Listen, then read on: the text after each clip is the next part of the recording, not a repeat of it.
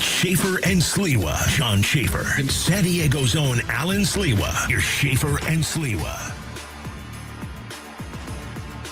San Diego and Southern California, what's going on? Hour one, Schaeffer and Sliwa. We are in, like, what the colors we're wearing right now, Alan, what is this? Like, what tone is this? Like, earth tones? We're earth tones. We're earth tones. Yeah. I'm in a brown to celebrate the Padres. Yep. You're in a whatever's clean. Green, right? Right, whatever's clean. Yes, right. Whatever you have. And we always talk about what we're going to wear before the show. And that's what I respect. You almost have to. A lot of people say you guys spend so much time on what you're going to wear, attire. And honestly, the content has lost its allure because we spend so much time on our gear. Would you agree? There's a lot to get to, by the way. Padres over the Braves, Game 3 coming up. Kevin Acee in 30 minutes, and the home runs. We're going to get into it all. Would you agree? I always believed you did it. What's that? I always believed in this team and these individual no doubt. players. They're right where they need to be. And I know you never, and you never have. I never have. Would you agree? One of the true perks of radio, yes, is attire. Not like a tire, like on a car, like what you can wear. All right. So if I'm being completely honest here, would you call it a perk? Not just a perk, but like the reason you work in radio. No, listen, you got to understand something. I was in sales for a long time in radio. So you got to look the part. So I was sitting on that side, right? Slacks. Oh, dress shoes. Shirt. Right. It's so hot outside. Button downs. Yeah. Like walking around, just like, sweating.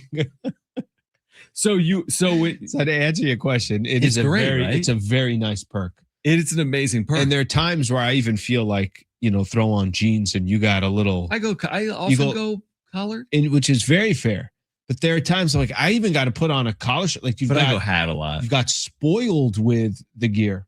Like, why can't I just wear flip-flops? Nobody's going to be looking underneath here. No joke. Correct me if I'm wrong, Brent. When I first got here 9 years ago and Mark Willard and Rich Ornberger were doing that show, Mark and Rich. Yeah. They would be pretty casual the way I remember like that. It was the summer of 2017. I'm pretty sure Mark would roll in flip-flops. I'm pretty sure Rich would do something similar. It makes sense. I mean, we're in San Diego. Here's the only problem. Yeah. It doesn't have to. Yeah, the only problem is like, I don't know. I go to the kitchen and one of our bosses is there. It's like I'm looking at myself. What a slob! Right. Why do you have like spots on your shirt? What are you doing? Okay. When I worked in Madison, our news director, she did the morning drive, so she would get there at like 3:00 in the morning. Pajama bottoms. Oh, pajamas. See, I would every morning. She wouldn't do her hair. She'd come in. It was looking like, like Captain Caveman, or what was that lion that used to be on the old Hanna-Barbera? She'd have this giant, like, puffed out hair. She would do absolutely nothing because it was too early and no one would see her anyways. I'd never go PJs, dude. Like, at what point would someone say something to us? If you rolled in like, we could try Padres pajama bottoms. We could try and just see how long we can go for. Just keep going. What if we kept going one step lower in attire? I want to get to a point where I'm walking to the kitchen just with a robe on. Just with a robe. And the scream mask. And I don't even have flip-flops on. I'm barefoot. I came out of my car barefoot. It's hilarious. And I'm going from there. Where do you want to start? The win? And then what's playing out with the deadline? Now, last night was very impressive because you get home runs from Merrill, Machado, and Tatis in the same game, Alan, for the first time all year. Yep. Which shouldn't be shocking because Tatis had only hit 8 home runs even with yesterday. Mm-hmm. But seemingly he's turned a corner, and Merrill's had a good recent run, and Machado's been terrific when it comes to power. So I think all of it, at least for a day, was pretty encouraging offensively. Machado, 3 homers in the last 2 games. Tatis, 3 homers in the last 4 games. Jackson Merrill, 3 homers in the last 3 games. Yep. So I think just, in general, to see those guys producing, it's funny and this is a perfect example of the roller coaster that the Padres are every single day. You're as frustrated as you can be with some of their losses. Take a look at the series against KC. You follow that up with the first loss against Atlanta. And then yesterday, the Padres look great. They look flawless. Walker Buehler pitches well. And you walk away with a win in Atlanta and you just feel great about the team. Here's the one thing that has been missing from the San Diego Padres. And I would say, it feels like it's been months since you've had this from San Diego. just some consistency. Like, what the hell does yesterday mean if you lose today? And their problem is they can't string together a good 8-game, 10-game stretch. I'm not saying go win 15 in a row like the Red Sox. Yeah. I'm not saying go win 9 of 10, but damn, can you get a 6 of 8? And I get it. Everybody's, we're looking at the trade deadline and everybody's paying attention to that.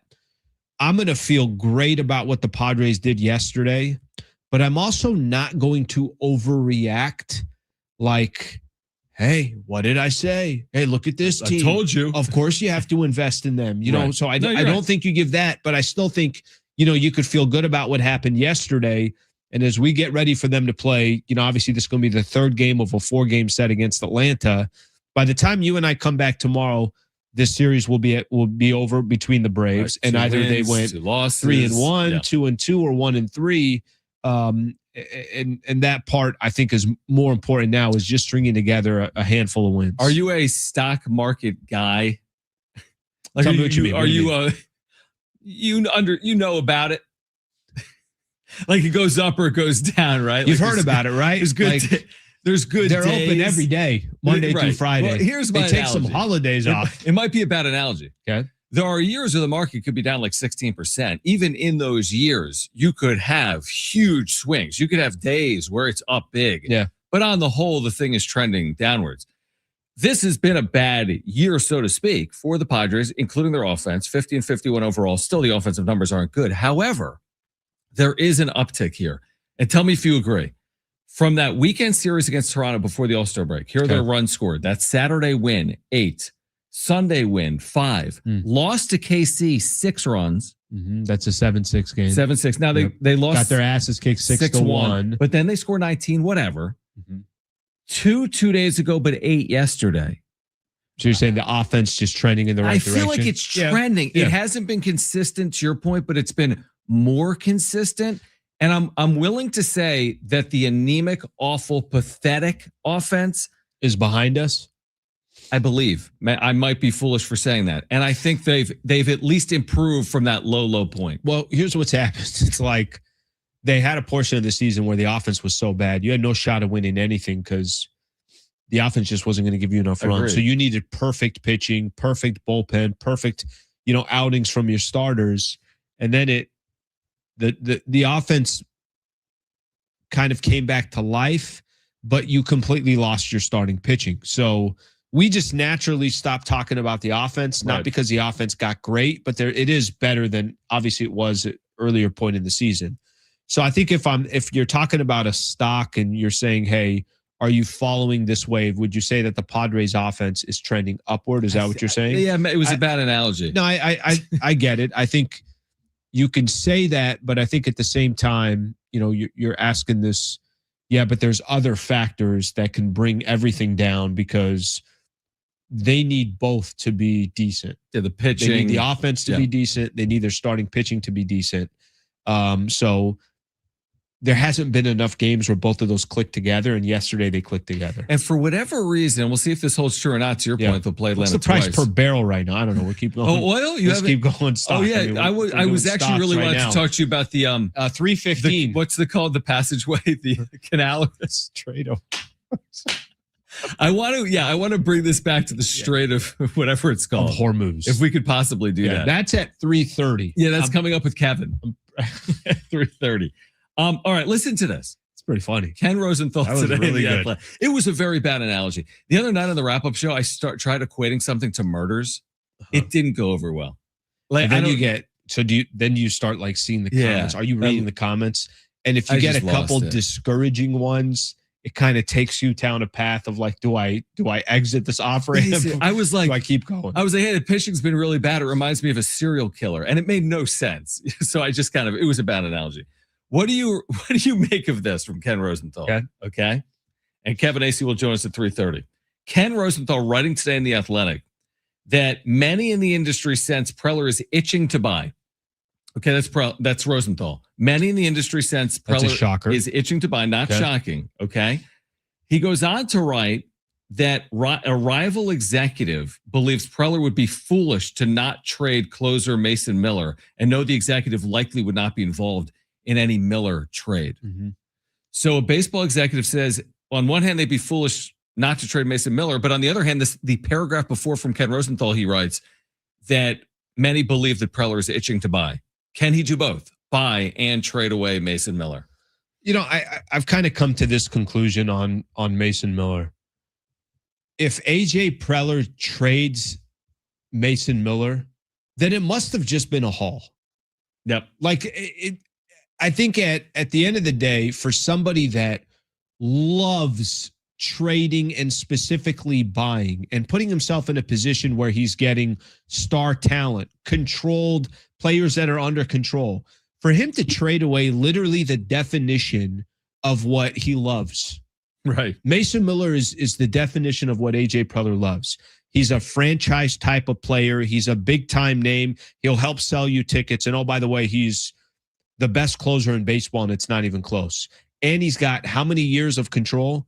If right. AJ Preller trades that away, then I'm just going to assume that AJ Preller, somebody that does not want to trade these players away, just got an absolute haul that he had to say yes to, and there was no possible way for him to say no. So if a rival executive wants to say it would be foolish, they have one way of doing business. AJ Preller has his own way of doing business. AJ Preller is going to be AJ Preller. He's not going to be, there's a lot of other, and I'm not telling you that it's right or wrong, but there's a lot of other people in AJ Preller's position who are a lot more conservative. That's not AJ Preller. If he did trade him away, that'd be a tough pill to swallow from my perspective. But I would just assume that there must have been a haul that the Padres got because not only is he valuable, not only is he controlled, not only do you have so many different teams that are in the mix right now, there are a lot of teams that probably think you put Mason Miller on our team, we got a legitimate chance to go win a World Series. If that's a haul that comes back and AJ Preller, of all people to do it, if AJ Preller does it, it must have been a haul. Yeah, I mean, you can't do it pennies on the dollar when you paid $1 for it. Yeah, maybe you paid more than $1. Then just keep him. But I do think if he's really listening, maybe he gets that Godfather offer. And I don't believe it means the team, by the way, is selling off, even if they move Mason Miller for a haul. And we can touch on that on the other side. Look at you. Did you just? Yeah, I did the thing. Is that the whole tease? That was the thing. Oh, that was the thing. okay. Plus, Kevin Acee will join us at 3:30. We'll continue our summer basketball series on San Diego State at 4 p.m. Chance Gladden, transfer guard from BU, Boston University, will join us at 4 p.m. We're here until 6. Stay with us. Schaeffer Sliwa, San Diego Sports 760, live on the iHeartRadio app.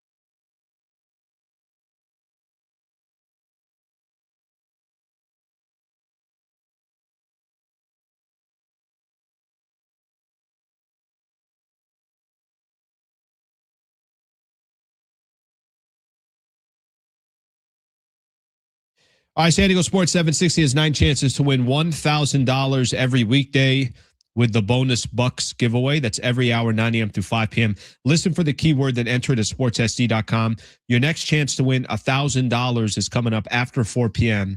on San Diego Sports 760. Kevin Acee at 3:30. Yep. Answer this for me, Alan. Straight of Schaeffer and Sliwa. Straight of 45. The straight will be joining us at 3:45. Here's what I would do, by the way, if I was in charge. No, I'm kidding. Here's my angle. They're just okay. I want to talk tactically. oil. Tactically, they're not doing it right. Here's my play. I'm kidding. I need to ask you something. What's the Padres' biggest area of need or needs? Just if you could snap your fingers right now. Would you also add a bat or two just along the way if you could? Absolutely. But I do think if you said, hey, what is your one need? What's the most important need? But they have no arms that you could rely on other than Michael King. What would you say is their true strength this season? Their bullpen. Thank you. Mm-hmm. With all that being said, that goes back to our conversation from 5 minutes ago. What if you did move Mason Miller for the haul that you were talking about? You got the haul. We could argue whether they got the right pieces or not. That would play out. But in real time, it's 3 of the top 5 prospects from some organization. Okay. And some impact piece right away and others that are close. In addition, now you traded away Mason Miller, but you traded from a position of strength, your bullpen. In addition to doing that, you added 2 starting pitchers in the middle of your rotation, not Tarek Skubal, but 2 quality starters. Mm-hmm. And you added 1 or 2 quality bats like Ramon Laureano or Ryan O'Hearn from last year that you put in your starting lineup. That is your deadline. That's not really selling, is it? That's trading away Mason Miller. You still have Adrian Morejon. You still have Jason Adam if he gets healthy. You still have Jeremiah Estrada. Wouldn't you almost feel better? Would you feel better about their chances if that is exactly what played out in the next week? So you're talking just short term. And that's saying 2026? Yeah, that's the issue that I have with even trading for Mason Miller to begin with.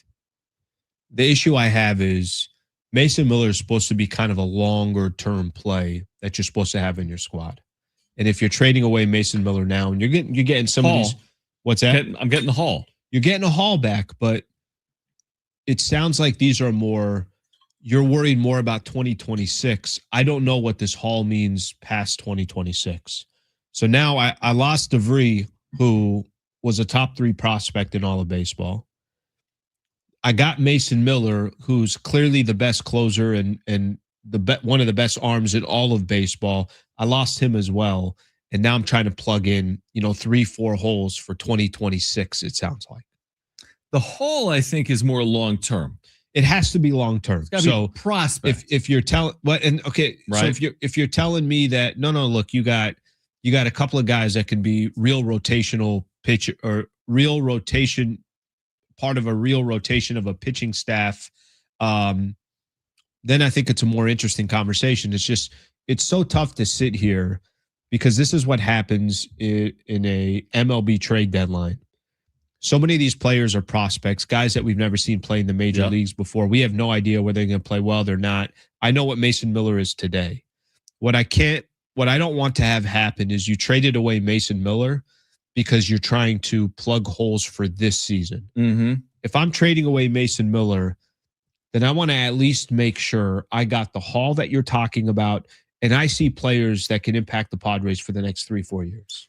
And I agree with you. And I think it would look as in I'm thinking. Are teams trading all of that for? No, not in the Miller deal. Closer? Hear me out. In the Miller deal, if you could trade Mason Miller for 3 of the top 5 prospects in the Yankees organization, I don't know what it looks like either. I haven't crunched the numbers on who these individuals are.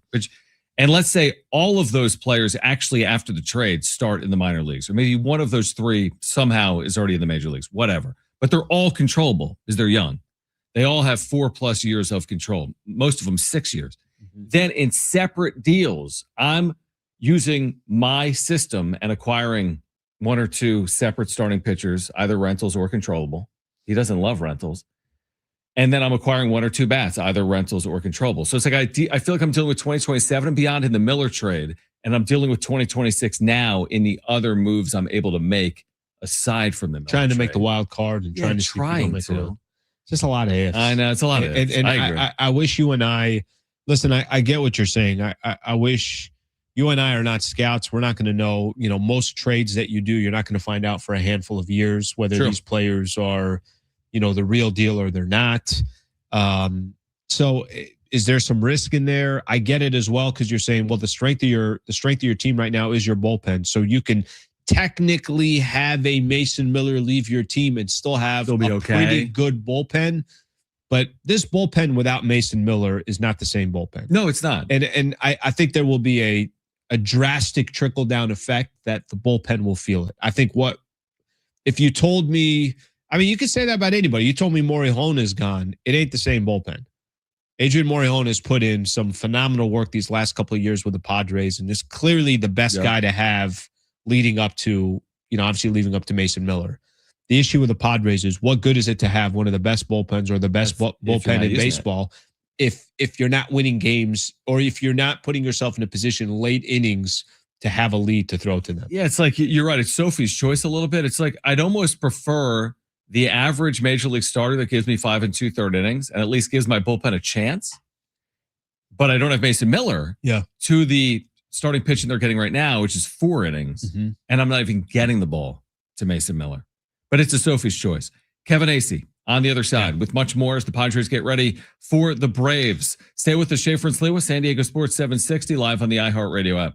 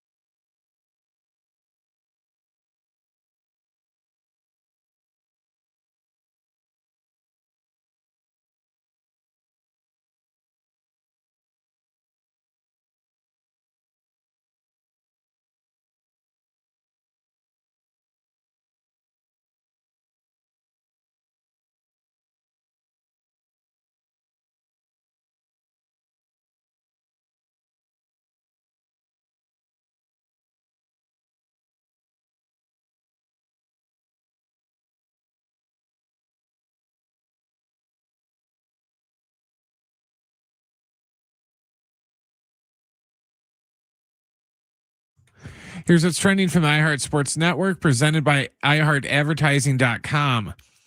Padres Braves are getting set for game 3 of their series, in Atlanta. It's going to be Michael King going for the Friars and Martin Perez going for the Braves. First pitch tonight is at 4:15.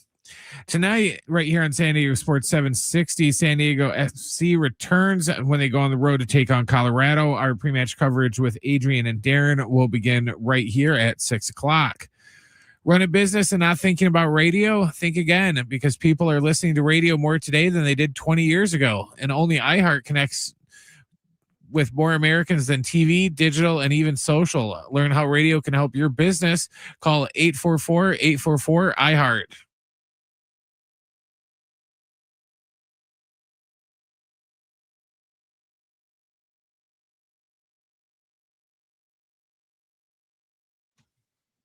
All right, Padres Braves game 3 coming up.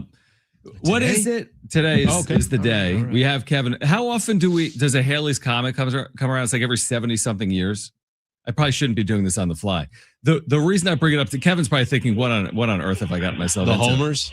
The homers yesterday from Tatis and Merrill and Machado.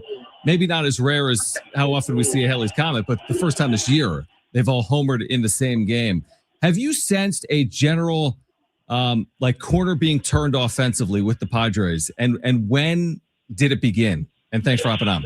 Well, in a way, it began like June 8th. And in June 8th, they've been a middle to upper middle offensive team since then. But like the last couple of weeks, it's really taken off. And I guess that would be, since we had the All-Star break, I think the Toronto series. But their offense has not been the problem for a month and a half. Now, the consistency of that offense has been a problem. The run generation of that offense, the lack of timely slug, adding on during games. But statistically speaking, like the offense has been good enough for this to be a winning team since June 8th. Kevin, 50 and 51. I think now because Pittsburgh won a little bit earlier today, 2.5 games out of that final wild card spot. As we sit here today, how has things in your mind kind of changed over these last couple of weeks? Has it changed at all as you look? We're getting a little bit closer towards the trade deadline. Anything changed in your view? Has it been pretty consistent as far as just where the team is sitting? If we're talking about trade deadline stuff, it's pretty much stayed the same because of the situation, right? Like they were really looking for an answer, though the truth is no one expected one. This is generally how it goes, right? Like either because everyone is winning or everyone is losing, everyone's 500, whatever. This is kind of it. And the Padres are going to have to make some hard decisions here in about a week. But right now it's like still the idea is that they want to buy, like they want to make this team better, and they're trying to figure out how and what can they get away with. As they watch Joe Musgrove, as they watch Jason Adam, Nick Pivetta, David Morgan, Jeremiah Estrada, like, are these guys going to be back? What do we need to do? Bullpen starting rotation. What do we need to do? Gavin Sheets can't hit anymore. We need a left-handed bat probably out in the outfield. They want to be buyers, but they don't necessarily know exactly what they're going to be. Kevin Acee is our Padres Insider. We just tossed this around a few moments ago. Tell me if you think this is theoretically possible or not. And we're just speculating because why not? There's a lot of speculation this time of year. Could the Padres trade Mason Miller but still be an aggressive buyer? Get a haul, the Godfather offer, and then acquire 2 starting pitchers, acquire a bat or 2. Yes, you've lost Miller, but your bullpen is a position of strength. Do you see that as feasible or possible or not? I guess if anyone could pull it off, it would be AJ, right? Like, I guess. I mean, I've been asking that question and haven't got an answer of, can you still be a buyer? And because you turned your lockdown closer into the best offer that you could possibly get, and that means major league talent. And I guess, the Pittsburgh Pirates, right? Like would probably have the pitching and the outfielder to give you something like that. Maybe the Yankees, maybe. You could be a buyer and do that. And even though it's counterintuitive, right? Right. Kevin, I'm trying to, staying on the Mason Miller topic here for a quick second. Is there a world? I mean, there's so much chatter around Mason Miller, so much chatter around how many teams could potentially be bidding for a player like Mason Miller. Is there a world that the Padres can recoup what they gave back to get Mason Miller? Is there any chatter that that's actually feasible? Do you mean like where no matter what, not like, oh, they restocked the farm system or what, like it's a winning trade, like whoever came helped them make the playoffs and make a run in the playoffs. To me, that's the only way, right? I mean, because you're not rebuilding. I think it's a failure if you trade him, but it could turn into a win. I will say this. All this chatter is the only reason I believe they're trading Mason Miller. I don't know that, and that doesn't mean that I'm right, but I'm not hearing fear that the Padres are trading Mason Miller. But the fact is, a lot of times, even on the most, the rumor mill of the trade deadline, which most of it, which is why it fascinates me that every year everybody gets on this roller coaster, most of it turns out to not be true. But sometimes when there's so much smoke, there's fire. And that's why I'm buying into, I guess Mason Miller could be traded. That, and yes, they acknowledged a month ago they are considering it. It is a possibility, but it's not like there's a lot of talk going on here, generating from the Padres about Mason Miller being available, like in a real way. So, I don't really even know what to make of the whole Mason Miller thing. I know that there are people that don't believe at all that he's going to be traded. Let me ask you this way. Kevin Acee is our Padres insider, because you've covered A.J. Preller for a good bulk of his career as a general manager in the major leagues. Is it even possible to envision that we get to the deadline and they're in this position, which is striking distance to the postseason? We know it hasn't been great, but to be honest, they are in striking distance. Would they really be a seller if we fast forward 10 days and they remain 2 games out of a playoff spot? That's hard for me to imagine. Exactly. Absolutely. And you know what I don't like? I don't like when people say great question, right? I feel like it's just a time filler. But that's a great question because it's an open-ended question. I don't have an answer for you except to say to you, I agree with you. And that's partially because of what has been acknowledged to me is they can't sell this team to the fans. And when if the fans are overwhelmingly interpreting that they're giving up on the season and that, we got problems going into 27 and the future. And no, this thing they built needs to be perpetuated is one thing. And then the other thing is A.J. Preller. Wait, you're within 2 games, let's say, and you still have, let's say you just took down the Marlins 2 out of 3 or whatever. You still have 3 against the Marlins, 3 against the Nationals, 6, I think, against the Diamondbacks, might even be 7.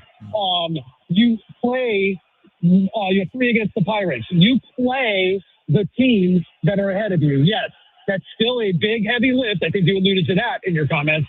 That still, means you better be successful. But if he feels like he can make his team better, which, by the way, it was his plan all along, just like in 24 and 25, this team's flawed, but we're gonna get the pieces at the trade deadline. If he feels like he can do that, I just don't see selling. I just don't. That's why this is such a crucial. I think it's 10 games left, right? Kevin Acee taking some time, our Padres insider, joining us on the Schaeffer and Sliwa show. Kevin, it's funny because yesterday listening to Craig Stammen, basically, hey, there's more than just these 10 days. There's a chance to actually make the postseason in August and September. There's a lot of baseball still left to be played. Can you give me, we'll see what happens by the deadline, but just before we even get there, John and I were talking a little bit. One of the things that's been so, they've been so inconsistent of putting together good stretches of wins. How critical is that more than anything else, just to stay in the standings and try to get some type of momentum, which we know it's 1 step forward, 2 steps back. At least it's felt that way for the last couple of months. Oh, yeah. This is ridiculous what's happening. They need to win tonight, get back to 500. How about get a 3rd win in a row? You're not going to the playoffs until you can start stacking at least 3 and 4 in a row. My answer to Craig, and I've said this to him, is like, yeah, I mean, I was here for, I think it was August 7th and September in 2022. Big clubhouse meeting, a couple of meetings between players. Suddenly, a team that had been 500 for 3 months, won enough to make that postseason and got hot going into the postseason, right? We can go 2024, 2025. There were moments like that. Sure. This team isn't that team. This team doesn't have the pitching right now. It's important for them to show AJ Preller that they're worth investing in, because this team, as it is right now, take a look at what the Boston Red Sox are doing.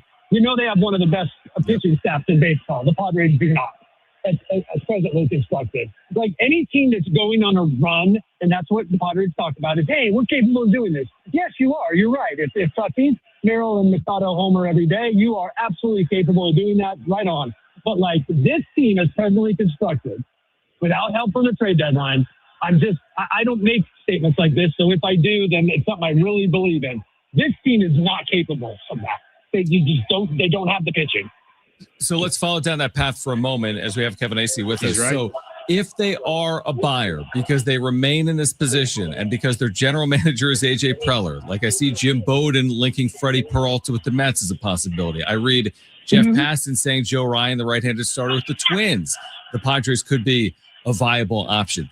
Do you see the Padres in on high caliber, or at least mid to high caliber starting pitching? Yeah. Maybe not Tarek Skubal, but if they're going to buy, they're not really buying 44-year-old starters like they did in 2023, right? They're actually going to try to acquire someone of quality. Listen, I think it's an unspoken thing. If they go and get a Rich Hill type, then their expectations are what their expectations were in 23, right? Because their pitching staff was much better at that time. But they needed some help, and they went out and got Rich Hill.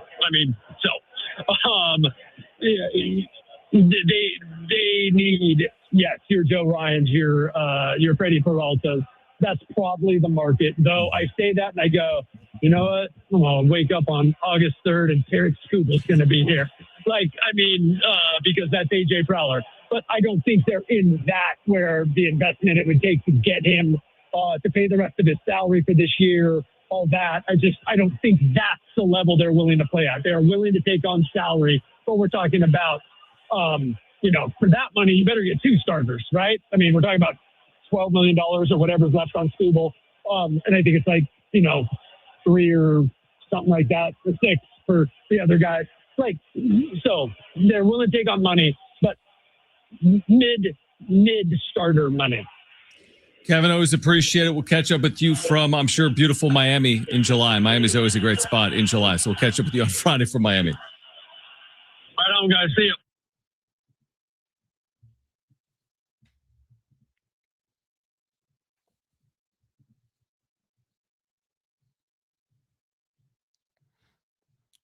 I'm pretty sure Kevin was going down the Strait of Hormuz. That's why we had some of the interference. Yes. Yes. It sounded like he may have been on Mars for a portion of the conversation. Can you imagine? I mean, this guy is trying to a lot of these places that he's at, there's people everywhere. Everywhere. People walking around. He's got his cell phone trying to do a radio interview. Music blaring, different times. My question takes too long to ask. Let's it's go. Amazing Pick it up. It's amazing he's able to do it each and every hit, so to speak. All right. Mason Miller. Could he be on the move? But would the Padres actually trade him to this team or not? We'll discuss that on the other side. Plus, San Diego State transfer guard Chance Gladden, his first year as an Aztec, coming up this fall. We continue our summer series talking Aztec hoops with Chance Gladden at 4 p.m. This is Schaeffer and Sliwa, San Diego Sports 760, live on the iHeartRadio app.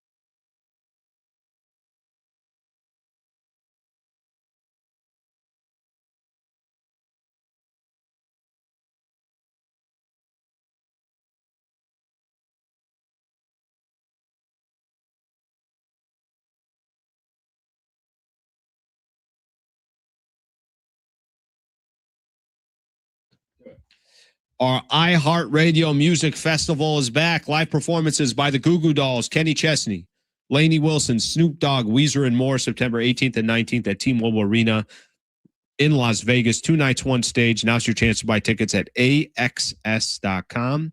Get them now before they sell out. All right, Chance Gladden is a new Aztec men's basketball player transferred in from Boston University. Brent was telling off air, like, oh, didn't they have someone else from BU a couple years ago? And I'm like, I don't think so. He was talking about Kimo Ferrari, the San Diegan who transferred in from Brown. But Chance Gladden will join us coming up at 4 p.m. Let's go to the phones, Alan, because Eric has been very patient. If you want to weigh in on the Padres and the trade deadline, 877-767-4760. Eric, you're back with us here on Schaeffer and Sliwa. Awesome. Thanks, guys. Yeah, listening in on Mason Miller. I think the only way that works with at least with the Yankees is if it involves a third team, because there's no way we're getting Max Fried and Will Warren in a 1-for-1 trade for Mason Miller. So if we're looking at two starters trying to get on this way to make a run of the postseason, it's going to have to involve a third team. Thank you. Well, here's what I was saying, Eric. Thank you for the call. You could make a deal with that. Polite and kind. Very kind. You could make a trade with the Yankees. Go back and forth a little. And you can make a trade with the Yankees and address none of your major league needs. And then you could go make a trade with the Marlins and address all of them. You know what I mean? Like, it doesn't have to be. It doesn't have to be the Mason Miller deal that gets you the 2 starters and the 2 bats, right? Like, you could do a combination. Mason Miller gets you the haul of prospects, and then your other trades get you the major league players you need now. Why does 1 win against Atlanta? By the way, we did say this. The Padres, by the way, Brent, just so you know, are on a 1-game winning streak. So they're 1-0 in their last 1. So just want to point that out. They haven't lost since their last win. Since, I think, 2 days ago. Correct. Which was their last loss. But we were looking at the standings, okay? Or you were looking at the scores. Tell me everybody who won today. Right. There was a lot of early Everyone's games. been awful, right? Heading into today in the National League wildcard race until today. Pittsburgh won earlier today. That's a team in front of you. The Nationals won earlier today. That's a team in front of you. The Cardinals had been terrible against the Angels. They win today. 1-0. The Diamondbacks win today 15-5. 15-5 is what they won. Yeah, it was like 5-5, wasn't it? Late? Yeah. I thought you told me the score was tied at one point. And the Pirates still play again, by the way. They've already won once. They might lose. They might win. They're playing the Yankees again tonight. All right. So let me say this. The Padres are 2 games out of a potential wild card spot, or 2.5. Right, in real time, 2.5. And they have nothing to do with it. Right, I agree. So like you and I are looking at the scores. Well, I can't believe, Pittsburgh won, Washington won. If the Padres just played average freaking baseball over the last couple of months, they'd probably be up 3-4 games right now in the wild card. The Padres should not be backing their way into the wild card. And AJ Preller should not be saying, hey, I should make a move because a lot of these other teams are also not good. Right. Like there is a piece of, I'm putting together a team that I feel like things are going to change. Machado can't be that bad for this long. Tatis went how long without a home run? That's not the real version of Jackson Merrill. We're going to get some starting pitching help that's coming back. We've had a ton of injuries. I can be convinced with that whole window that that's why you go by.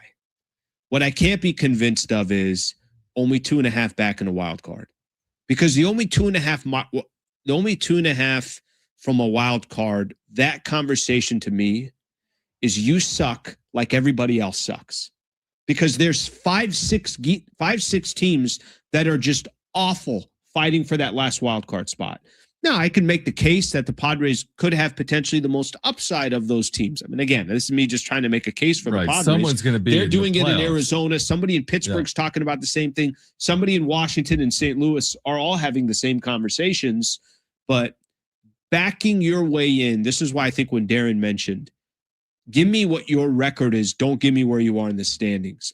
I think that's just as important as their 2.5 back of a wild card spot. There's no math that supports all 6 teams playing 500 or worse. One of the teams will be good. I will guarantee it.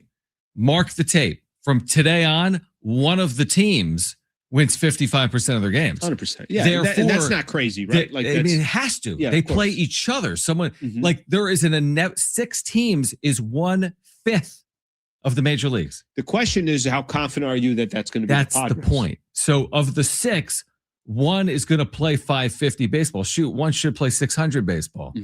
If it ain't you, you're in trouble. Because if someone plays 550 that you're behind, you got to play 600 to catch. If someone plays 600 in front of you, you got to play 650 to catch. And they're behind. Exactly. So they're always going to be, at least at this point, they're going to be the team that's. Now, I think the Preller piece is always going to be the most interesting. Is AJ Preller going to say, look, this is how I do business. And love it or hate it. I'm close enough to where I feel like things will go better in the second half of the season. I'm going to take my chances. And if AJ Preller is like, if you're, let's just put it this way. I don't think AJ Preller does his job worried about whether he's keeping his job. He just does his job the way he does it. I don't think he has Why would any that change? Concern for it. I agree with you. And also, by the way, he's got the keys right now to the organization until he doesn't. So even if he isn't here, you're right. He's not fearing for losing his job. But let's say he does. Let's say Jose Feliciano comes in and this team, as projected, misses out. They have an 11% chance of making the postseason right now, Fangraphs. They miss out. But he is the conservative approach. But he is the one making the decisions right now on this August 3rd deadline. If he trades Mason Miller and he's let go, do you believe that? Do you believe that? Like, I'm just hypothetically, I'll put this out there. What if he goes to ownership and says, "Hey, this is the deal that I want to put together. I want to trade Mason Miller." Yeah, I believe he can do it. And you don't. I think new ownership could 100% say, "I get it. You're in position at the moment. We don't want to do that." True. And tell John Seiler can say that we don't want. That's the problem. It's like the ownership situation is so muddy. So like, who's even in charge? They got to step closer. We should do that. Yeah, but as of today, they still don't own the club. Yeah. So I still think Preller's going to be able to make the moves that he thinks is best for the organization, but we'll see. All right, Chance Gladden. He wants to order Chipotle. He can do that at the office. He can do that. Approved, or you got to go through new ownership? No, he's got a food credit, $20 a day, which is incredible. That was part of the new deal, the extension. San Diego State transfer guard Chance Gladden from Boston University to the Mesa will join us next here on Schaeffer and Sliwa. Stay with us.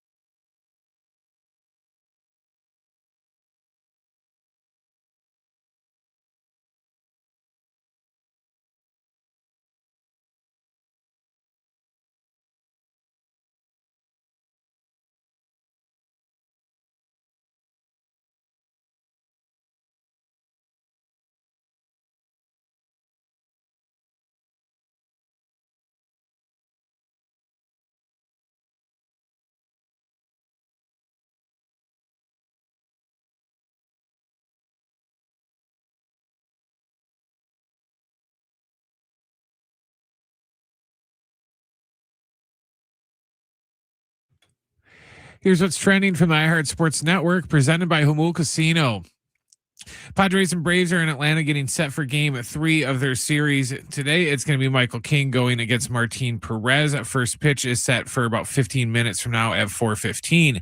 Tonight at 6 o'clock right here on San Diego Sports 760, SDFC returns when they go on the road to take on Colorado. Our pre-match coverage with Adrian and Darren will begin right here at 6 o'clock. Make Sundays your summer escape at Jamul Casino Resort Starlight Pool Parties. Enjoy rooftop views, live DJs, cocktails, cabanas, and poolside vibes all season long. Every Sunday from 11 a.m. to 7 p.m. at Jamul Casino Resort.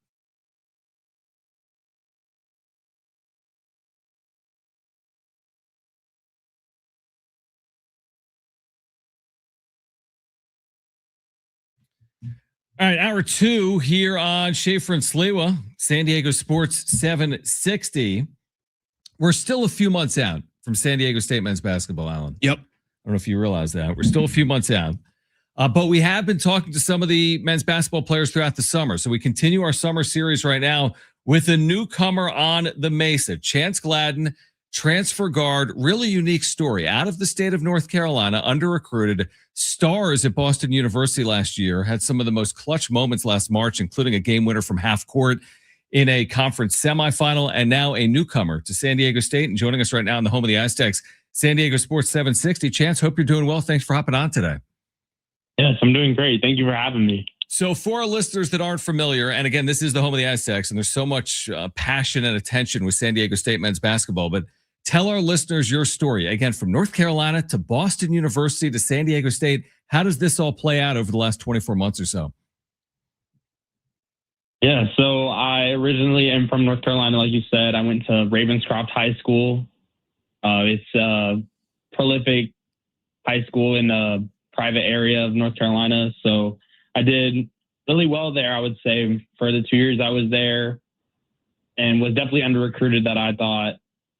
So I just took my talent to where I could go somewhere and play and improve. So I went to Boston University with the great coaching staff and everybody there. And I think I just found a great spot that helped me improve, got great game reps. And I mean, I feel like I excelled there. And then like I took my talents to the transfer portal looking for somewhere bigger. And I mean, San Diego State just checked all my boxes for that type of stuff. I think the great program, the coaches, the weather, way better than Boston. But other than that, I think it was just a great overall fit for me. And I'm excited to be here. Chance, well, welcome to San Diego, and we're looking forward to watching you this upcoming season. So tell us a little bit about, your game. Looking at, some of your numbers, kind of a great balance here, 14 points a game, but also 4.5 assists. What are some of your strengths? Are you more of a, let me create for myself, more of a facilitator, a little combination of the two? What can we expect? I would definitely say a combination of both. I think definitely out of high school, I had to be more of a scorer just because that was kind of my role. And then at Boston, I kind of played both, where I was the lead guard, but towards the end of the year, I just had moments where I exploded for, I know one game I had 32 points in one game, and I just was put in a role where I had a lot of freedom. So I definitely think I have both. I would consider myself more of a passer, facilitator first, but definitely can go score when I need to. Aztec transfer guard Chance Gladden with us right now, Schaeffer and Sliwa, San Diego Sports 760. So while BU doesn't make the NCAA tournament, you were one of the stories of March. In back-to-back games, Patriot League quarterfinal, correct me if I'm wrong, you hit a game winner against American in Boston. Patriot League semifinal in Annapolis, you're like the Sports Center top play. That had to be surreal. You hit a half-court shot to send the Terriers to the Patriot League final. How surreal of a week was it? The American play followed by what played out in Annapolis. I mean, it was crazy. The thing is, before the American game in the tournament, we actually played them at their place. And then literally like 5 days later, we're playing them again at home, which was huge game. A lot of intensity between the two teams. But I mean, it was just crazy. I think definitely the shot against Navy was just surreal. I don't really have any words for it. I mean, me and my teammates like to just call it a March moment, and we think it's just insane what happened, and I don't even believe it, really. Chance, just looking at the rest of the squad, and you mentioned that the opportunity to play for San Diego State University, what this program has done over the last 20 years or so. What do you think about the team? What do you think about the makeup of the team? And just, it's crazy because I went to San Diego State University, but when I was going there, they weren't expected to make the tournament. And now it stands out when you don't make the tournament. SDSU doesn't make the tournament last year. Expectations only grow. What's your take on just the team in general, and how excited are you to try to get SDSU back into that March Madness tournament? Well, firstly, I'm super excited to even be in this position to have those standards of making the tournament. I think playing in the tournament is just something that every kid dreams of, for sure. But I think we have a lot of talent on this team, a lot of different players that can do different things. But we also have a lot of new guys, which is definitely tough. But getting everybody together in practice, we really see that we have a lot of talent. We have a lot of people who can score, a lot of people who can pass, a lot of unselfish guys. But I think once we put it all together, we're going to be really, really good. So tell us about, again, you play in the Patriot League and you excel in it, but now you're heading out to the new Pac-12. We've talked about the success of San Diego State. You're in a league with other programs that have been super successful. Gonzaga, Utah State come to mind. How much are you looking forward to both the opportunity and the challenge and some of these atmospheres that you're going to experience, whether it's in San Diego or elsewhere throughout the course of the year? Yeah, I think it's a blessing to be able to play in the new Pac-12. I think it's going to be a great experience. There'll definitely be ups and downs coming from the Patriot League, which is San Diego State is a big jump up. But I think I'm ready for it. I think I've been ready to come in every day and work. And I just think the experience is going to be great. I think I'm going to gain a lot throughout this whole year, and I'm just looking to improve every day. Can we help you with anything out here in San Diego? I mean, do you need any Mexican food? You got everything already covered? Your taco shops? I mean, how can we help? What can we do? I'm always looking for good food spots. Yeah. I can't say no to a good food spot, but I've got my good spots picked out already for sure. Well, you're in a good position. You're gonna love San Diego. That I could tell you, and obviously so many Aztec alums and people that just support the program. So we're going to accept you with open arms, and we're excited to have you a part of the program as well. Thank you. I really appreciate it. Chance, before you go, because when you are a newcomer, and how long have you now been in San Diego? Just a handful of weeks, right? I think it just hit a month. It just hit a month. So what is that like? I mean, again, you went through it last year, your first year in college, but now you move across the country. You're in this amazing American city like San Diego. I mentioned the word surreal earlier with your March last year, but did you kind of pinch yourself like, what am I doing here in America's finest city with palm trees everywhere? Yeah, funny to say. So when I first got out here, I was just like, no way I'm living here. I mean, it's completely different than Boston and even North Carolina. So I'm just like, what am I supposed to do? Where do I go? But since I've been here, I've been able to find like little things to do here and there, whether it's going like downtown to the beach. I've been trying to find new stuff to do probably every weekend. So it's getting me a little familiar with the area, but I've got a lot to do for sure. You a big NBA fan? How much do you keep an eye here on the NBA side of things? Who's your team? Who's your squad? Or you follow the NBA a ton? I really don't follow the NBA a lot until the playoffs. I'm definitely watching the playoffs every game, but I don't really have a team either. I think my favorite player is Devin Booker, and he's been my favorite player for so long. I just love his game, so smooth. And I love the mid-range, and he is a great mid-range shooter. So I kind of get that, try to watch him and recreate that type of stuff. But I don't really have a team. Great stuff, Chance. We're excited to have you here at San Diego State on the Mesa. If you're looking for something to do this weekend, Comic-Con, one of the biggest events in the city of San Diego downtown, is going on. But every weekend, obviously, in San Diego, a lot is going on. And I know Aztec fans are excited to see you on the floor this fall at Viejas Arena. But thanks for doing it. Welcome to San Diego, man. Thanks again. Yes, thank you for having me. All right, great stuff. Chance Gladden, one of the newcomers for Brian Dutcher. That's got to be such a trip. Like you were saying, like you're putting it in a perspective. It's like this guy's coming from all the way across the country. He's coming here for a reason, right? He's going to be a part of San Diego State basketball, a chance to try to compete here with minutes. I like what he said about just the opportunity to play in the tournament and like a legitimate, like the expectations are there, especially coming off a year where you didn't make the tournament. What a cool, it's going to be a cool transition for him. It's interesting you say it because last year they lose in their conference final.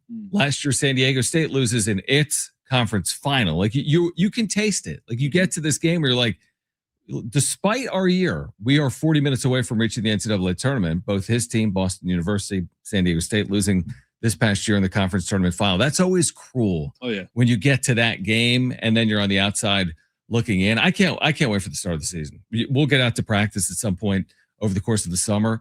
They're not even fully intact because of all the Europeans that they're adding and some of the eligibility restrictions. But when is it like, all right, everybody's here? It would normally be right now. They would already be in full workout practice mode right now in July. But because of what's playing out in college athletics right now, some of the I don't even know exactly what it is, but some of the eligibility restrictions with players coming over from European leagues, it's been slow played, so to speak, which makes it unique for San Diego State because they have all these international players. I know. So they're like down, 3 or so bodies, especially guys that you feel like are going to have a real impact, right? So not have those guys around, and to not really get kind of a full feel of the roster that you're hoping for, your full vision. That's significant. It is. All right, we're getting closer to a Padres sale becoming official. Yeah. What does the new ownership group think of the LA Dodgers being in their division and just in general? And would they trade Mason Miller potentially to LA or not? We'll discuss that on the other side. The wrap coming up at 4:30. Stay with us. It's Schaeffer and Sliwa, San Diego Sports 760 live on the iHeartRadio app.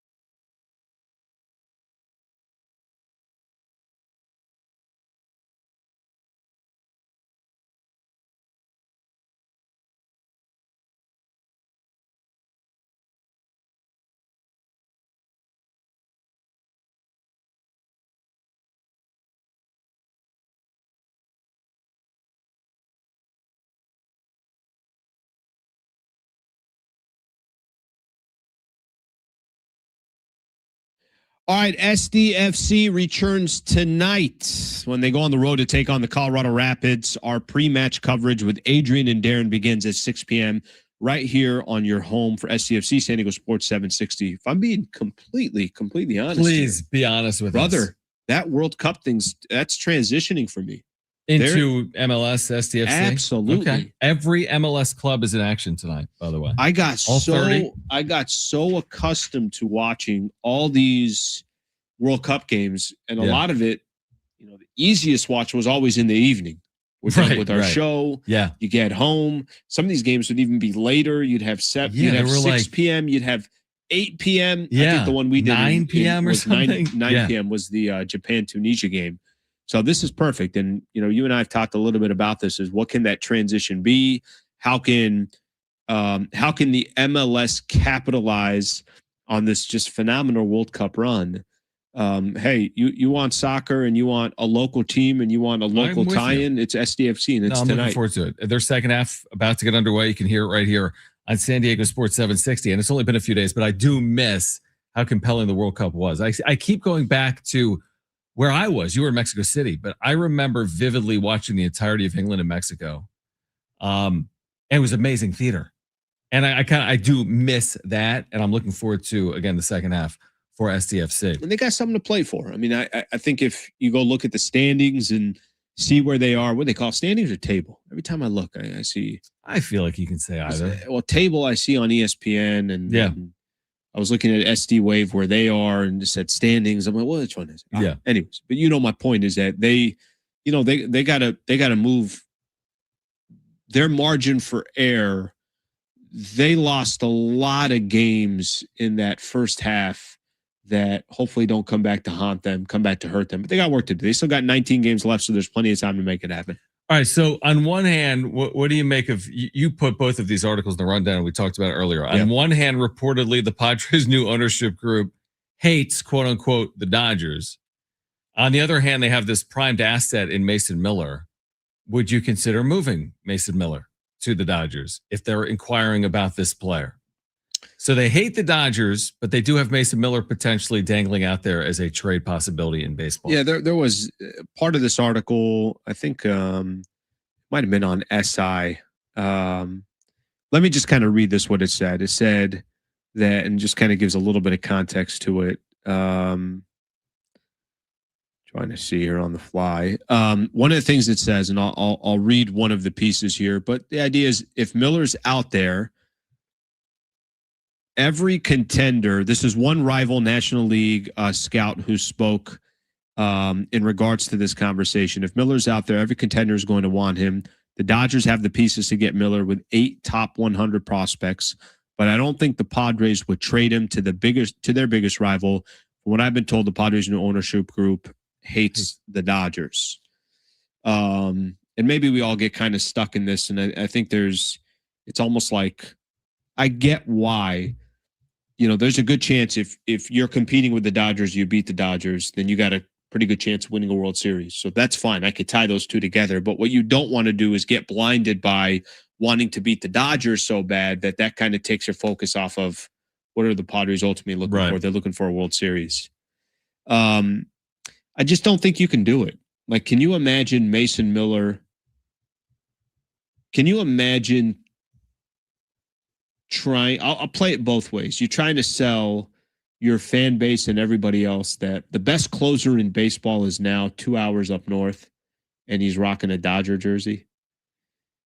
But in a couple of years, AJ Preller could say, yeah, but did you see the prospects that we just got back? And we have a chance now with these guys to kind of build whatever, our new core. I'm making stuff up, right? But it's such a, like, I can't see it happen, nor can I see them selling it. But I understand why somebody could say, well, what do you care about what you're giving the other team? All you care about is the return that you're getting. That's probably the most objective way to look at things and just take your emotions out of it. I can't do that. No chance in hell is it going to happen, in my opinion. And that's kind of the beauty of actually having like an unwritten rule. Like, that's how you know you've reached the level of real rivalry. Go find the last real Dodgers-Giants trade. It doesn't exist. There's fake ones. This is my assumption. Go find the last real Red Sox-Yankees trade. It doesn't exist. There's fake ones in there. Of course, there's free agents. Yeah, there's guys players that have been from massive one squad to the other. Sure. But to go trade Mason Miller. Now, it's not like the Dodgers haven't won a World Series since 1988. You trade Mason Miller to him, and they win their first World Series. Sure. At this point, it's like you're just adding to this. They've already been like stabbing you, so to speak, throughout the course of the decade. They've already won 3 World Series. They might do it without Mason Miller, Alan, as we know. I mean, they could very well win the World Series. But anyway, it's a long way of me saying this, and you agree. They're not trading Mason Miller to the Dodgers. Whether the ownership group likes him or hates him, respects him or doesn't, I just don't see it. I think the question is more, if the best package you were getting, let's just let me play a hypothetical here. The Dodgers know that you're not trading Mason Miller to the Dodgers. And here's what the market is telling you. The market is, you got the Yankees there, you got this there, you got that there. And the Dodgers, like, we understand we have to pay a premium in order to get this player, but we think we want this player, and we'll pay whatever that premium is. Then do you just take a worse deal because it's not them? No, I hate that. The point is a good one. You don't want to be blinded by your hatred to hurt your franchise. Can I give you an example? Sure. It's like, and I don't even know if this is the right example, but you own a house in the same neighborhood as your mother. Okay. And she's ready to sell her home. And it's like, you're putting somebody, the person that you're selling that your mother's home to, either you're just selling it for $800,000 or somebody you despise and you don't like wants it for $1 million. I'll take the mill. Not my house anymore.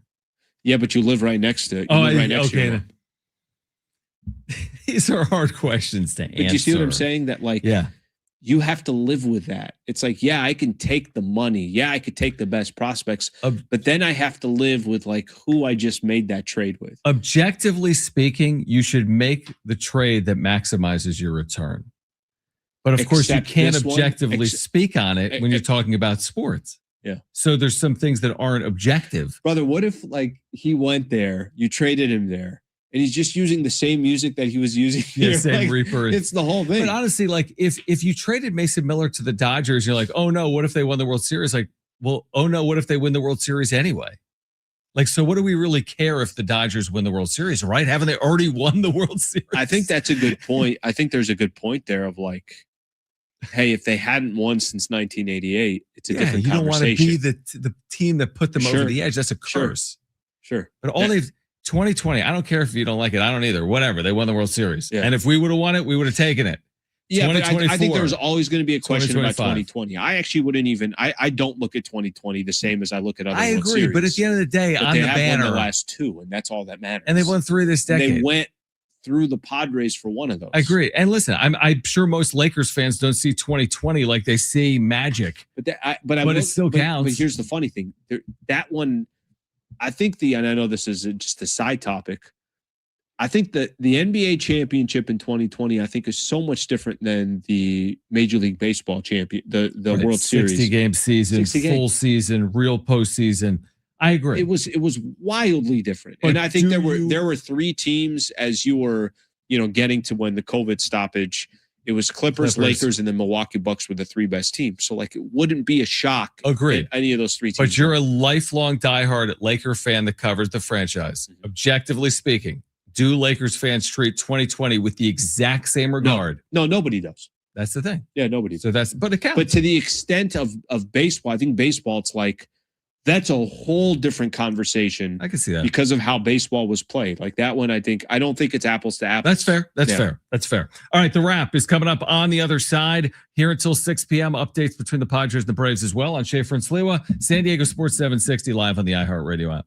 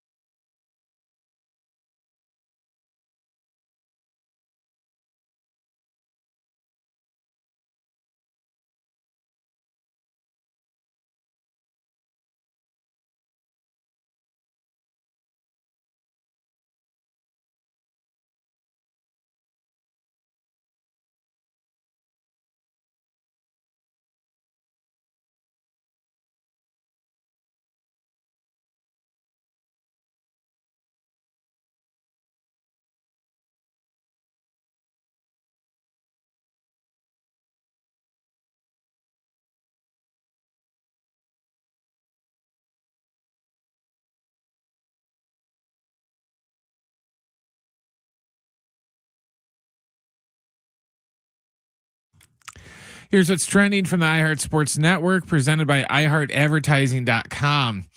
Padres and Braves are getting game 3 underway right now in Atlanta. It's Michael King going for the Padres and Martin Perez going for the Braves. Right now, they're in the bottom of the first, and there's no score. Tonight at 6 o'clock, it's the return of San Diego FC when they go on the road to take on Colorado. Our pregame coverage with Adrian and Darren will begin right here at 6 o'clock. Running business and not thinking about radio? Think again, because people are listening to radio more today than they did 20 years ago. And only iHeartRadio connects with more Americans than TV, digital, and even social. Learn how radio can help your business. Call 844-844-iHeart.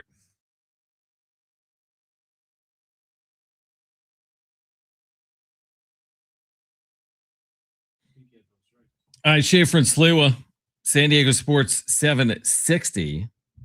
Padres Braves out underway. Critical game 3 of this 4-game series in Atlanta, especially with King on the mound. Correct. Kind of win day, right? Gotta get Kings. Anytime King plays, you got to get those. We've gotten to the point in the game where in the first inning and the catcher is left. What's happening? I look up and they're showing Luis Campusano. He's in the dugout. I don't even know what's happening. All right. If you missed our conversation with Chance Gladden, new San Diego State point guard, you're going to hear that coming up at 5:30. What do you got, bro? Equipment issue. Equipment issue. Like a wrist brace or something. Equipment issue. All right. Why don't we get to it? Let's get to the wrap. It's time for the wrap. Presented by Sombrero Mexican Food. Check out their website at sombreromex.com. Do you believe LeBron's going to Miami? All right, so we haven't even got a chance to talk about No, we haven't. So yesterday, I'm minding my own business. By the way, I had coffee way too late yesterday, and this is going to happen again today because I'm still drinking coffee as we speak. Yeah. It's like 1 a.m. I was wide awake. I couldn't sleep last night. What time did you last drink the coffee? In here. Yeah, but we're here until 6 o'clock, dude. That's a little late. It's a little late. Usually it doesn't affect me. Can you stay on topic Why for a are second you here? drinking coffee in the afternoon? I know. Just having a... By the way, do you know people... Are you a big coffee guy or no? Not really. No. Do you know people that will straight up like 9 o'clock at night, no problem. Dude. Yes, absolutely. 2 shots of 100%. espresso when they're like, good night. But then the other is like my wife. She's like, oh, it's 9:15. I'm like, a.m. She's like, I can't have any coffee anymore. I'm like, it's 9:15. Because she'll drink it at like 6:30. All right, to answer your question. So you sent me a text late last night and you're like, take a look at the story. So I'm like, what did he say? What is he talking about? Right. I 100% believe that now LeBron James is going to the Miami Heat. So I don't think there was any. I don't think this was. We were just preparing just in case that it's going to be July 27th. That we had a video set to public instead of private. I 100% now believe that LeBron's going to go. All the predictions now are all leaning towards LeBron going to Miami. I do believe it. I go back to Pat Riley saying we got to land this second plane. And I thought that was a telltale sign. I think he said the silent part out loud. Yeah. When he said we need to land the second plane at the Giannis press conference. And now that the Heat posted on YouTube the LeBron James introductory press conference date, how is this really some conspiracy? That's way too advanced. So I think he ends up in Miami. What do you think, Brent? I think reading too much into it, or maybe a little bit, but it's one of those. I don't just buy that it was just the world's biggest oops that, right. Like John said, that we're like, oh yeah, we had it scheduled for this day and we accidentally did. Bad. We've been bringing this up pretty much for a month and a half since, the whole LeBron thing started. I will just say this from a YouTube front. That's not hard. That's not a hard mistake. But what's one of the things we've been talking about with LeBron and I'm with you on that. But could you have somebody, can you have some, youngster that's like, hey, I know this is going down. I got to keep my mouth shut. What's that workflow look like? But I want to work ahead, whatever the case is. Right. It's a incredibly dumb mistake if this is how it pans out, but it happens. But was it unlisted or listed? How was it found that was it publicly posted, or was it like? I think it was publicly posted. Oh, that's even worse. So my point is that I think it was listed as if, hey, this is, you could have like an upcoming this. So it was scheduled for July 27th. Imagine being on YouTube just as like a Heat fan or an NBA guy or a reporter, like, just go like, wait, what did the Heat just post as a scheduled video? That's what happened. So it's like exactly how it went down. We've been talking for a month. When it comes to LeBron, there is no coincidence. Him and Rich Paul, they do all this stuff for a reason. Everything is calculated. So I won't be surprised if, they were part of this just to kind of get hyped on the case, I'm going to lose it. Yesterday, we played sound from Rich Paul saying, I don't know where LeBron's going to land. But the social media dude does. Give him time. But the Heat social guy. But you and I both didn't believe it. I agree. When we saw it. Next question. Anyway. Who's it more important to be hot right now? Manny Machado, Fernando Tatis, or Jackson Merrill? Michael King. We need Michael King to be hot. I'm going to hallucinate here. I think it's most important of all these players is Jackson Merrill. I feel like for Jackson Merrill, like Machado is on pace now to hit 30-plus home runs. Tatis has had a phenomenal couple of months ever since you started giving him, a true headache when I was the only one that really believed in him. I'm just going to keep saying all that stuff. I feel like Jackson Merrill, it's critical for him to just get back to being what he looked like his rookie season, one of the more exciting young players in the league, which is why he got the contract that he got, which is why a lot of Padre fans are rocking Jackson Merrill jerseys. I think Merrill's the most important for now. By the way, I agree with you, but here's what I want. I want Fernando Tatis Jr. to be the superhero Fernando Tatis 2020 Jr. Okay, that's what I want. You said something to me, but you said something to me during the break. You're like, I think he's back. I think he's back. For that to come from you, because we had plenty of conversations where we kept lowering the bar, and you're like, this guy is gone. And listen, it's going to come that people are going to talk about if the guy only had, when did he hit his first home run? I don't know. It was like yesterday. Yeah, basically, right? Like a week ago. People are going to bring up the PEDs. People are like, that stuff's going to come. That's going to happen.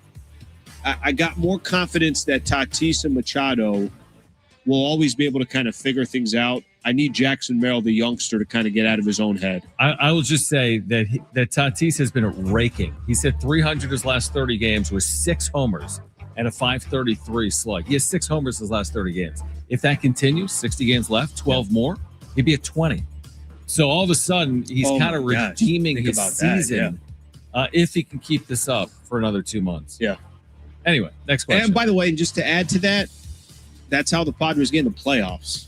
It's not just going to be those 3 players. It's those 3 players plus obviously a handful of other guys plus starting pitching. But your chances of making any noise decrease significantly unless those three players, they don't have to be exactly what they've been, but more consistent. Next question. Are you guys more interested in SDFC following the World Cup? I'm on that train. It's something that I mentioned, and I already got tonight kind of figured out. I'm like, all right, perfect. Get home, take the dog out, do this. That game's coming on, and that game will be sitting on the background, and I will watch a solid SDFC Colorado Rapids game, knowing that MLS is back. Listen, is it Mbappe and is it Lionel Messi? Of course it's not. But it is a local team that has, obviously one of the major sports. Last World Cup, we didn't have a local team here representing San Diego in soccer. So, yes, for me, it's definitely. I agree. I have more interest in it. I'd like to see them play well in the second half. They were an amazing story last year, and they captured a lot of attention from San Diego sports fans and just San Diegans. So I would love to see them kind of put the first half behind them and look like last year's team in the second half. But I do have more interest in them. Absolutely. Next question. Would you like to see the Pac-12 expand? Yes, but I want it to be the right schools. And one of the first times I sat down with JD, and I know you've known him now for a while, being a part of San Diego State University. I'm talking about the athletic director of SDSU, JD Wicker. He said something to us at one of these events where it's like, hey, there's a reason why we have the size of the Pac-12 the way it is.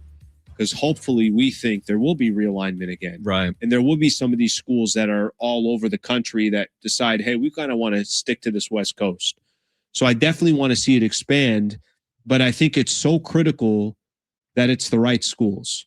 Because if it's another school, let's just say not as valuable as the current schools, it doesn't do anything for me. And I don't think it does anything for the conference. But if it's the right schools, if you want to say a couple of schools, that could be a significant difference, the shape of the Pac-12. Yeah, the reason the Mountain West got in the mess that they got in and schools left is if you go back a decade, the last time there was realignment, they reached for additions, which didn't satisfy schools like Boise State and San Diego State. For example, the last time there was realignment, they added like San Jose State and Nevada. It wasn't good enough. So the next time the Pac-12 expands, it needs to be a value add. Is it Memphis? Is it UNLV? Is it, to your point, Cal or Stanford in the future? I don't know if that's possible with the structure of P4, G6. That's for another conversation maybe. But yeah, it's got to be a value play, not a like, let's just reach and hope play. I know. So we'll see. But I like that it's nimble because 8 football schools, 9 basketball schools means you're splitting the pie less ways and you have options. If there is realignment, if there is a fracture, now all of a sudden you could be opportunistic. Yeah, it's not 16 schools in your league where you can't go to 18. I mean, at some point, like the Big Ten can't have to grow. Have 30 schools sure one day. Yeah, I think the Pac-12 will grow at some point. And yes. maybe there are schools that are sitting in one of these power conferences that are saying to themselves, does it make sense to be where we're at? Does it make sense for us to be in a conference where we're sitting at the absolute bottom every single year? Be a small fish in a big pond or one of the bigger fishes in a smaller pond? More on that from John Wilner on the other side. Brent, what do you have? A follow-up on the Heat press conference gaffe. Yeah. Did you see that Winnipeg Jets have trolled the Heat? Genius. They put out a tweet that said the Winnipeg Jets official YouTube channel has LeBron's introductory press conference scheduled for July 27th. And then they have a graphic of LeBron in a Winnipeg jersey that just says, P.S. don't upload this yet. That's amazing. It's public. Yeah, they're making the press conference, they called it. That's hilarious. All right, at 5 p.m., who's having the best offseason in the NBA? On the other side, the latest on possible Pac-12 expansion. Plus, if you missed our conversation with Chance Gladden, Aztec transfer guard, you'll hear it at 5:30 on Schaeffer and Sliwa, San Diego Sports 760. We're live on the iHeartRadio app.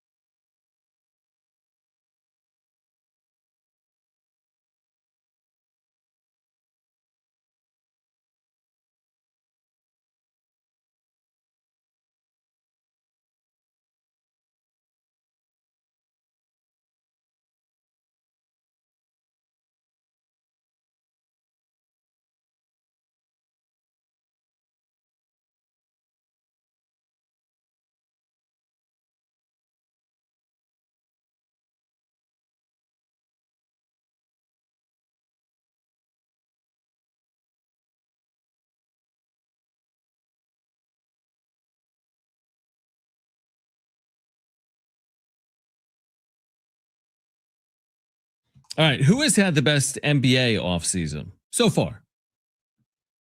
We'll tell you that coming up at 5 p.m. Chance Gladden, Aztec Guard at 5:30. If you missed our conversation, Padres and Braves, Alan, well underway. Some early injury. Act. What's that? Michael King. Michael King did a nice job to get out of a first inning jam that he created for himself. So just underway in Atlanta. Braves the early 1-0 lead. To further discuss this Pac-12 expansion topic that will never go away. I mean, it's college athletics and it's now a new league. As we sit here now, and John Wilner writing this today in the UT and elsewhere, it appears as if Pac-12 expansion in the short term is unlikely, but that doesn't prevent them from having some opportunities moving forward, right? So it might not be happening in the next couple of months or even the next couple of years, but look 3-5 years down the pipeline, it doesn't mean all the doors are closed. I think that's what you got to have too. I mean, look, I'm excited about the Pac-12. I'm excited that San Diego State, there's going to be some intrigue here. I think for basketball to have Gonzaga in your conference, obviously that's big time right there. But this conference is incomplete. And the hope is that down the road, you can add a school or two. And you could add the right schools. I go back to this, and maybe, it's almost like you want some chaos in the rest of college football over this next handful of years, and maybe you can be opportunistic about it. I will say this, and, reading some of the quotes here, in regards to the Pac-12 and potential expansion, President Elizabeth Cartel and Athletic Director John Harlow addressing the Pac-12's expansion calculation. I'll just read something here. We are building a new brand, which is both unique and very powerful. Any additional schools will have to be ready for that brand. We operate really tightly. You don't see that really anywhere else. It's a huge value for us at the moment, and we wouldn't want to mess that up. What they can't do, and again, just expanding on what we were talking about a little bit earlier, you can't bring in a school that you don't feel like raises the entire tide. And you can't bring in a school that you feel, I'll just use San Diego as an example. What are schools that you think you would add to this conference and you would say to yourself, hey, that's a game that I want to go to? And that's really going to be the challenge for the entire Pac-12 conference. And I don't know if any of these schools that were a part of the Pac-12 in the past have any interest, would come back, if it makes sense financially, but let the Pac-12 get a few years under their belt to try to figure out, okay, what can we do? How can we grow this conference? How are the current schools doing here? Are they raising the profile of the Pac-12? And San Diego State hopefully has a lot to do with that. And then do you reach a point where there is chaos around college football where some opportunities come into play? I think the first year is crucial for the Pac-12. Do you send the team to the expanded college football playoff out of the group of 6 or not? If you do, you become much more desirable from the outside looking in. That's a mammoth goal. And if it happens, obviously awesome. I think they're favored to do it. Favored, but that doesn't, I think it's realistic. Sure. I guess is how I see it. Can you send 3+ teams to the NCAA tournament in men's basketball with Gonzaga, San Diego State, Utah State, and others? Sure. Can you reach a Sweet 16 or an Elite 8? That's my point, right? These are the things. Start growing the value of the Pac-12. Yeah. What you have right now is what you have, but it clearly, of all the conferences out there, this is really the conference I think does have some of the most opportunity. Yes. Because these other conferences are set. These other conferences also have 16 schools or whatever the case is. They already have the big TV money coming in. The Pac-12 is like it's not a startup. It's like it's a brand that everybody knows, but it's a completely new ownership. You know, and it's like it's almost starting over. And that's what the Pac-12 has to do. It's never going to be the old Pac-12, but can you collectively, like what you just said, imagine if, listen, I'd love it for it to be San Diego State. That's in the, of course, in the playoff. Sure. Boise. Let's just say it's Boise State. Right. You can't get like a bigger spotlight on your conference. Yeah, than the playoff. The final, when San Diego State made that Final Four, what did that do to the Mountain West Conference? Like that, that's just, you can't get any bigger profile. If I told you tomorrow that the Pac-12 expanded and added UNLV, you would say? I would say it's a lateral move. That's what I would say. Honestly, I agree. You don't need UNLV to be in Vegas. You just play your basketball tournament in Las Vegas. Yeah. What if I told you they added the University of Memphis? That's a good move. Yeah, that's one of the players outside of the Power Four. Yeah. What if I told you, and again, this is the Hail Mary, to your point, nobody knows how this all shakes out. There might be regional conferences. Can I just say this real football. quick on UNLV? Yeah.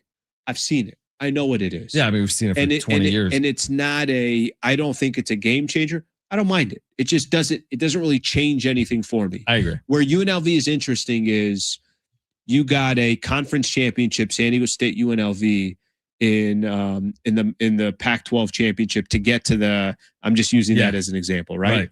Like that's a fun game, but it also doesn't do anything for me if UNLV is irrelevant. It's like, all right, it doesn't do anything. Completely agree. Memphis can do something. I do feel like Memphis, it's something different from a basketball perspective. Penny, and the football's been good. Now all of a sudden it's like, hey, that's another school that can make noise in the conference, and that's what you're asking for. You want schools that you feel like can make some noise in the conference. The real home run, which again, I don't see as a short-term viable goal, but I do see as a mid-term viable goal, is I think most people tell you it's pie in the sky, the cover college athletics, but the idea of a Cal or a Stanford locked on an island in the ACC, so to speak. I mean, the ACC is in Winston-Salem, North Carolina, and Syracuse, New York. Is there a world where they are coming back, so to speak, even if it's not in football, but all the other sports are regionalized, and you're playing men's and women's basketball with these schools in the West? You can still play your little football games over there, so to speak. It's only 4 road games. Want to go to Syracuse, go to Syracuse. But when you're playing basketball, when you're playing volleyball, shouldn't you be playing in San Diego? That's interesting. And in Fresno? But isn't that more realistic if they're not including football? Yes, 100%. 1,000%. And listen, if you're the Pac-12, it's like whatever you can do to get those brands back into the mix, do it. Do it. Because you never know what can happen after that. And that's the headlines. You want real headlines? You get UNLV. Yeah, regionally, that's of interest. But you want the true headline. Yeah, Stanford. Right? Is the Arizona State world, that's not possible? I just feel like, dude, what's an example in, like, I feel like once you go P4, there is an example in modern sport college athletics of someone going, quote unquote, back. Yeah. So that's where I'm like, I don't even know if it's possible the way the system is set up. The money suggests you need to be in the P4. Mm-hmm. So if you get more money that way, if you get more access that way, that's the problem. Yeah. Stay tuned, Alan. Stay tuned. But listen, it's a big deal because I think for us and, in San Diego, that is kind of I don't want to call it, a sleeping giant because we know how big San Diego State basketball is to the city. But I do think the sleeping giant is San Diego State football. And I do think the more, again, who you play matters. Mm-hmm. Like I do know this and you do too. I'm sure there's a lot of San Diegans out there that are saying to themselves, yeah, I don't want to just go to any San Diego State basketball game. Maybe they are picking specific matchups. I don't want to go to just any San Diego State football game. Who are they playing? Sure. The better schools you can get in the conference, the better shot you have of obviously just raising the entire profile of the Pac-12. And not to relive history, but it's like if the Pac-12 had remained intact, even post-SC and UCLA, then you're talking about hosting schools like Oregon. Yeah, that was the gold. That was the gold. Arizona. Again, and you don't even have to, it's funny. I do think Washington State and Oregon State have some real value. Yeah, I do too. And I'm excited to actually have them here. Yeah, in the league. But that was the bottom of that conference, per se. Not in all sports. Sure. But I think now that like you're talking about here, when you looked at it in the past of what that conference could have been, fine, SC UCLA's gone, is what it is. Even if Oregon and Washington were gone, I still think you're good. Because you have Arizona you got State, all these Stanford, other great schools that are here. Colorado. That would have been the most. That would have been the most ideal situation. No doubt about it. Yeah. All right. Who's had the best NBA offseason so far? Plus, you're going to hear from Sean Lewis, San Diego State's football coach, coming up at 5:15, and Chance Gladden, Aztec men's basketball transfer from Boston University at 5:30. Schaeffer Sliwa, San Diego Sports 760, live on the iHeartRadio app.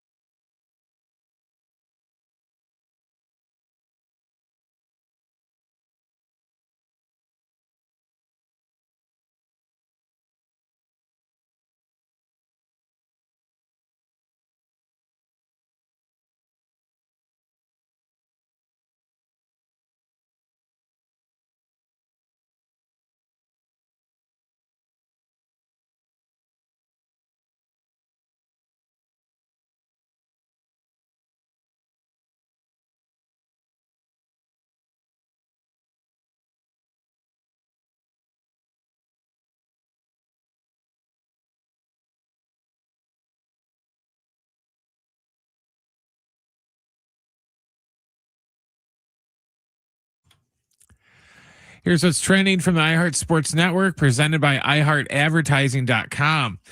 The Padres are in Atlanta for Game 3 of their series against the Braves. It's Michael King going against Martin Perez. Right now, they're in the bottom of the second inning, and Atlanta leads 1-0. Yep, still 1-0. Coming up here in about an hour, SDFC will return when they go on the road to take on Colorado.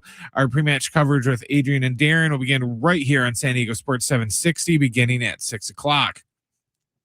Running business and not thinking about radio? Think again, because people are listening to radio more today than they did 20 years ago. And only iHeartRadio connects with more Americans than TV, digital, even social. Learn how radio can help your business. Call 844-844-iHeart.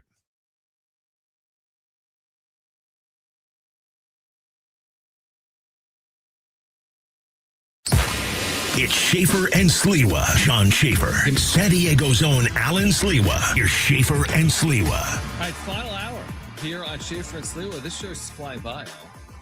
Not literally. I was going pretty fast, you're right. But we haven't, flown. We've covered a lot of things. A lot of political topics, too. There was a lot of straight up for moose stuff. Yeah, a lot of. We figured that one out. We sure like did. That. Chance Gladden, Aztec Guard at 5:30. If you missed our earlier conversation, Sean Lewis on San Diego State's first year in the Pac-12. You'll hear what he had to say coming up at 5:15. But the NBA offseason, typically this time of year, you know better than I, by this time of year, you have a pretty good feel in the entirety of the rosters. Yeah. Not this time around with LeBron, though. We're waiting on LeBron and others. But ESPN's writing about this. But who's we know about LeBron. We know. Miami? We know about LeBron. Miami. The press with press conferences on the 27th. Correct. So who has had a good NBA offseason per ESPN? Here's ESPN. They did their offseason grades. Which team had the best trades, signings, and deals? Okay. If you had to guess, Brett, you could jump in as well. You guys know that Jaylen Brown got traded. Giannis is now on Miami. Some other kind of small moves that have gone on around the NBA. Lakers completely changed their roster. Yep. Do you guys have an idea of who you would say had the best offseasons? I haven't. Here's where I'll start. The Philadelphia 76ers. Because of the Jaylen Brown trade is where I would start the conversation. Philly got an A-. It's good, but not the best. Very good. Okay. Very good. But you're telling me that there's another team that has gotten an A. There were two teams that got just straight A's. This both randomly. If you asked me the same question, I would not have thought this. Okay. Yeah, me neither. All right. So then I'm not going to guess. The San Antonio Spurs got an A. Interesting. What have they done? What have they done? They re-signed Wemby to the extension. But they also had, I think they added a really, really smart strategic piece to their team, Tobias Harris. Okay. Tobias Harris is a really nice player, a nice vet. He'll fit perfectly. Okay. With the San Antonio Spurs. So that one was a little bit more. So that's an A? Under the radar. Okay. And obviously the Wemby stuff. Okay. Who else do you think got an A? Think of a Western Conference team. Not Oklahoma City. Not OKC. So they've saved all that money. A Western Conference team that's gotten an A? Yes. Well, it's not going to be who I'm about to say, but I'll say it anyway. It's not the Lakers, is it? No. But it's very close to the Lakers. It's the Clippers? No. They're close. As in the two teams had to make a deal for Walker Kessler to come to the Lakers. The Utah Jazz got an A for, it sounds like, getting what they got as part of that Walker Kessler deal. It says Jazz made arguably the best trade of the summer when they landed 2 unprotected first-round picks and 2 swaps for Walker Kessler. If you remember this, Jaren Jackson Jr. they added during the season last year. They also ended up with the number 2 pick in the draft.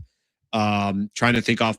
Lauri Markkanen's on that team. They got Keontae George. So Utah Jazz and the San Antonio Spurs were the only 2 teams that just straight A's on their list here. Well, they're near identical franchises at this point. When you look at where the Spurs are today and where the Jazz are. What's interesting about basketball, though, is there are multiple ways to quote unquote win an offseason, right? Like the Jazz, where they are as an organization today, isn't obviously where the Spurs are.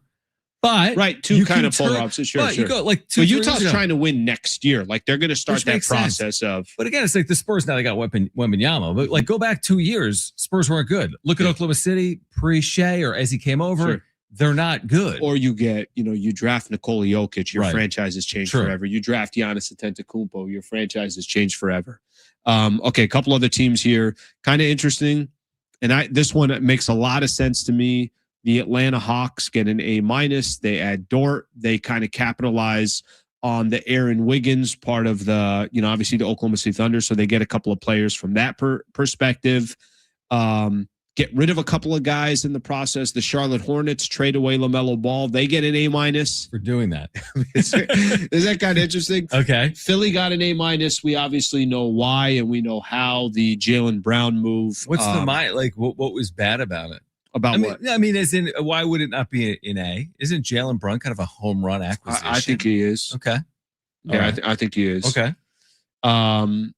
I think they're not crazy about just the roster of the Sixers. They don't think the Sixers roster is perfect. So wait until July 27th and they sign LeBron. Yeah, until they get LeBron. So I'll skip down here a little bit. Miami gets a B with the addition of Giannis because they just don't think they have any depth, and they have arguably one of the worst backcourts in all of the entire NBA. Real quick. Yep. Where are the Lakers and who's the worst? Who has had an awful offseason and where are the Lakers? What do you think they graded the Lakers? I mean, they've had literally 100 moves. Am I wrong? Have the Lakers not had 100 moves? Look. Walker Kessler, Sandro Mamu, Quentin Grimes, Colin Sexton, Kevon Looney, Jaden Hardy, Matisse Thybulle, and Zaire Williams. 8 players they added. And LeBron James left. LeBron out, Rui out, Marcus Smart, Luke Kennard, DeAndre, and Jackson Hayes. What do they think this is? Like NIL? Right? Like they've turned the whole thing over. They've turned the whole thing around. What grade do you think they got? I don't know. It's all that C+. C+. Am I right? So, yeah, 100%. Okay. The Thunder, after making the moves they made, what'd they get? C+. I don't think they just because they don't think their team got any better. Okay. Denver's at a C. That's a playoff team. Boston, they were very critical of. That's a C- because of the trade of Jaylen Brown. Who's that makes all the sense. The worst ones, the Pelicans and the Wizards and the Magic all are in the D ranges. Okay. But there's 2 teams that didn't even get a grade. Who do you think those are? Miami's incomplete, but no, they have a grade. No. Think about what's been in the news the last couple of years. Raptors. What would we say if forget about I think Clippers had a good offseason if the trade is completed. That trade happens. Yeah, I think they got younger. I think they got more athletic. I think they're building for the future. What would you say about the Raptors if tomorrow Kawhi Leonard just started for them game 1 and there was nothing other than that? I think you had told me something. There was this, didn't you say like their odds jumped in the Eastern Conference significantly? That day. I wouldn't have them jump significantly, but I think they were, kind of a more short-term window. Here's the problem in the East, which is finally there's some competitiveness here. The Knicks are going to be good. Yeah. The Cavs are going to be good. The Sixers are going to be good. The Pistons are a pretty good team. Obviously, their record last year. Miami could be good. Miami should be good. The East is interesting again. I think they're interesting again. I like off-season grades. You know what I mean? Now, I would love to look at those at the end of the season. All blown out of proportion. That's what I was going to say. Like that's what we do for content. I'd love to look at that in June, honestly, and be like, what was right, what was wrong about what we said about these teams heading into the next season. Do you feel as if there has really been a changing, not changing of the guard, but is the power structure the same seemingly heading in? San Antonio, Oklahoma City. Yes. New York in the East, even the Cleveland's, Detroit. I was saying this. I was trying to give a comp. I was doing my show this morning and I was trying to give a comp on like somebody was saying like, hey, I don't know what they're trying. Maybe they're putting the Lakers in the same category as the Thunder and Oklahoma City. Yeah. I'm like, listen, if you ever fly Delta. Sure. Not that Delta is the only one that does this, but I'm just using it as an example. The last flight I took was Delta. Yeah. I got to walk by first class in order to get to my seat. Right? Oh, they let you have that privilege? I got to walk by first class. You went through, yeah. And then they put that curtain and they're like, you're on that side. That restroom? No, go to the back. San Antonio Spurs and the Oklahoma City Thunder, they're sitting first class. Where are the Lakers? The rest of the Western Conference, it's like, you better get your ass behind there. But are the Lakers in business? Curtain. Are they in business? Do they have the extra leg room? Are they exit row? They're in the emergency row. That's not typically bad to be in unless there's an emergency. No, it's not bad. And I think Denver's in there, and I think Houston's in there. Like, I think there's a lot of teams that are in that same category. Did they say yes when they were asked the question about are they willing to assist? They did say yes. They said yes. Because otherwise they were not happy about it. Can't even sit there. So you'd put them in tier 2, though, seriously. Yeah, I think, here's the problem with assessing the Lakers. How do you make that many changes and have a real feel for what the team is? That's my point. That's exactly right. Right? Like, I do know Luka's a killer. He's going to be even better, right? I think he'll be an absolute killer. I think Walker Kessler is going to be a really good fit. Yeah. They gave up a lot to get him. I think he's going to be a really good fit. Obviously you got Austin Reeves. I think JJ Redick is a good coach. I think they got good role players, but I think their roster is also incomplete. So, there's been all this conversation and chatter about Jonathan Kuminga, who I think would be a really good addition for the Lakers, but they technically don't have a starting power forward. I saw some articles here these last couple of days like, hey, you know what the Lakers are missing? LeBron. As in, you put together this entire roster and you don't have a power forward. The guy to actually go get right now is to go get LeBron. Obviously, that ain't happening, but that's why I put them. What if I told you this? What am I referencing when I say what I'm about to say? Okay. What if I told you the Lakers are going to go 3-2? What am I referencing? The Lakers are going to go 3-2 in their preseason this year. I saw the schedule. The 5 games are out. Games at Sacramento and Golden State. You know what I thought? I thought there was. I don't like even know why I tied this. I'm like, I thought you meant they're going to go 3-2, third in the Western Conference standings, out in the second round. Okay, that's not impossible to envision. I think that's by the way, probably more likely than anything else. But I saw the preseason. The schedule. 3 is probably too high in the Western Conference. They could be over 500 with this. I mean, there are a lot of people digging deep into that preseason schedule right now. One thing we do know, they used to come to San Diego for that game at Pechanga each and every year, but they don't anymore. They'll play games at T-Mobile, by the way, in Vegas, 2 at Crypto, 1 at Chase, and 1 in Sacramento. I told you, growing up, I mean, they'd have 1 game a year here. That was like one of the cooler events, right? The Los Angeles Lakers are playing in SD. It was a really cool event. Wasn't LeBron's first game as a Laker here? Yeah, it was. Going back 8 years or whatever. I remember going to a game. It was KD's first game at the Golden State Warriors. I think they had to stop that game at halftime. You want to know why? Because the sports arena is old. That's why. Condensation on the court, right? Yeah. Yeah. No, but let's keep delaying Midway Rising because the sports arena and everything surrounding the sports arena is gorgeous. I agree. Yeah, I agree. I agree with that. Maybe we just expand on what we already have there. Expand Pechanga Arena. Sean Lewis on San Diego State heading into the Pac-12. I get so angry when we do that. You're very mad inside. Right now. All I talked about was the Lakers preseason schedule, and you've gotten very angry. Sean Lewis. What did they do with their sports arena? They made it a historic. It's a historic site. Let's add another hurdle. That's really smart. Stand for the rest of time. Really love how we make things happen here in San Diego. We're not getting left behind in every other sports market at all. Sean Lewis on the Aztecs upcoming season. Chance Gladden on San Diego State's men's basketball upcoming season at 5:30. Stay with us on Schaeffer and Sliwa.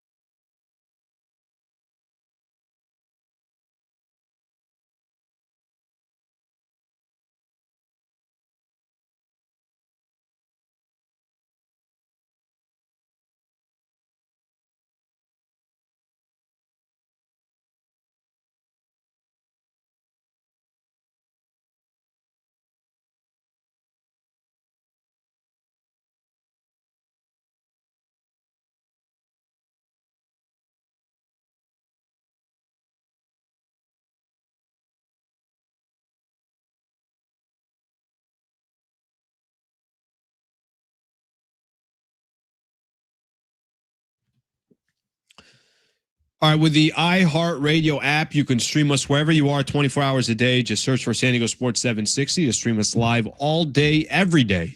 You can leave your comments for us using the TalkBack microphone. Tell us what you like, what you didn't like, what you want us to talk about. Make us a preset so we can pop up each time you open the app. San Diego Sports 760, always live on the iHeartRadio app. Alan, we barely touched on this. Chance Gladden, by the way, San Diego State guard at 5:30 as we continue our basketball summer series. We didn't touch on the fact that Jose Feliciano and his wife submitted the final documentation. Saw that. Yep. To buy the team. Mm-hmm. And beyond that, the vote may not happen until after the trade deadline, as we've discussed before. Yeah, it won't happen before. But they've been in communication with Padres executives, and they could create some financial flexibility. Nice shot. For the club. Could create financial flexibility for the club. Yeah, you and I were talking a little bit about this earlier about AJ Preller and just this kind of conversation of, hey, you know what? He is the head of the snake. He can do whatever he wants. I don't believe that. I genuinely believe that. Get this YouTube. There we go. So who do you think is the head of the snake? I think that as much as AJ Preller has been kind of given the go ahead and do whatever you want to do. New ownership coming in, you just paid X amount of dollars. Timing wise, this probably wasn't perfect for them. I'm sure they wish they were already in place by now so they could kind of have a feel of what they wanted to do at this trade deadline. I don't think this is one of those, I'm going to do whatever the hell I want to do. I'd even out of courtesy, out of respect, I think you would be in touch with new ownership and say, hey, here's what we're thinking of doing. Let's use Mason Miller as an example. What if new ownership is sold on, like, that's the face of our franchise. I'm trying to sell tickets next year. I got him under control for X amount of years. I see the type of pull that he brings at Petco Park. I see how everybody's talking about him. By the way, he hasn't blown a save this year. Like, there are a lot of things that are positive around Mason Miller.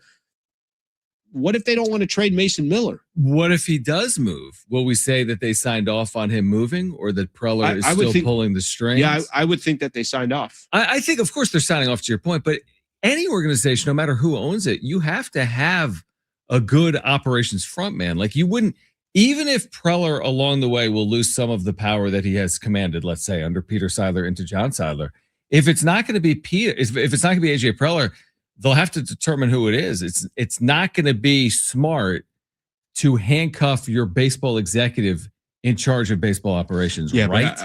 I agree with you, but I also think that new ownership can come in and say, hey, this is how we want to do things.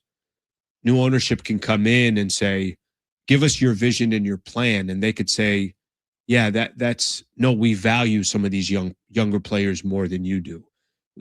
Let's put it this way. Is it safe to say is AJ Preller can use some guardrails every once in a while? Yeah, and I think he has had to operate with them because of financial constraints. Because the money's already spent for the next X amount of years. Yeah, I agree. I guess the question we still don't know. It's like your credit card is maxed out. He didn't all of a sudden become a different person, is because he's paying minimum payments on his credit card and he still owes the same balance. But here's what we don't know, because we've never heard from them. Mm-hmm. What is the vision of Jose Feliciano and Kwanzaa Jones? We don't know. If the report is they might be interested or willing to take on more dollars, sure. What is that suggesting? And I'm not exactly certain what it's suggesting. Is it attacking 2026 with more veracity because you're willing to take on dollars? I think, look, money to me isn't the solution to everything. Right. So I think they clearly, if you're taking over the San Diego Padres, there are some great indicators from a business perspective of why they think this is the right team to own. And let's just say they stripped this team and decided, nope, we don't want it. We want to shed salary. We want this, we want that. That's going to hurt the reason why San Diego is one of the more premier franchises in all baseball right now is because they have been competitive, because they are trying to win, because they have star power, because people are coming to the games for all of those reasons that we talked about, that they've created some rivalries here going up against some of these other kind of bigger franchises. You could say, here's a playoff series against Chicago. Here's a playoff series against Philadelphia. Here's a playoff series against the Dodgers. They've created something. And I don't think it's in their best interest to say, well, we want to kill this because all this is going to be just a profit and loss type of business. But they could be more strategic with what their approach is. They could look at the Milwaukee Brewers and say, we want to build it this way. They could look at the St. Louis Cardinals and say, we like the way they're approaching it. They could look at the Atlanta Braves. I'm saying I agree. They don't have to do it the way they've done it over these last handful of years. True. I agree. But there are two things to consider. The valuation they paid is record setting, right? That they're paying an absolute fortune to be in this position. Here's the other thing to consider. If you want your organization run like the Atlanta Braves, and there's a lot of validity to it, or the Milwaukee Brewers, or whomever else, you typically would start with an executive from their tree. You know, like if you want to run it like the Braves, it's not me as the owner saying, hey, AJ, go run it like the Braves. Typically, this is what's done. Hey, AJ, thanks. Leopards don't change their spots. Thanks for your service. Let's go find the assistant GM in Milwaukee. I don't think, if the question is this, do I think AJ Preller's future is guaranteed in San Diego? I don't think that's it's not guarantee. guaranteed. No, I mean, this team might completely underperform. But I'm saying even, okay, let's say they make the postseason again. They're out in the wild card round. Does that give them a comp of what I'm saying? What I'm saying here is typically when a new owner comes in and there's already an existing general manager, it's like, all right, let me see if this is going to be the guy that I want running my franchise. Sure, if it's a restaurant changes ownership, is this the GM that I want running my restaurant? Of course.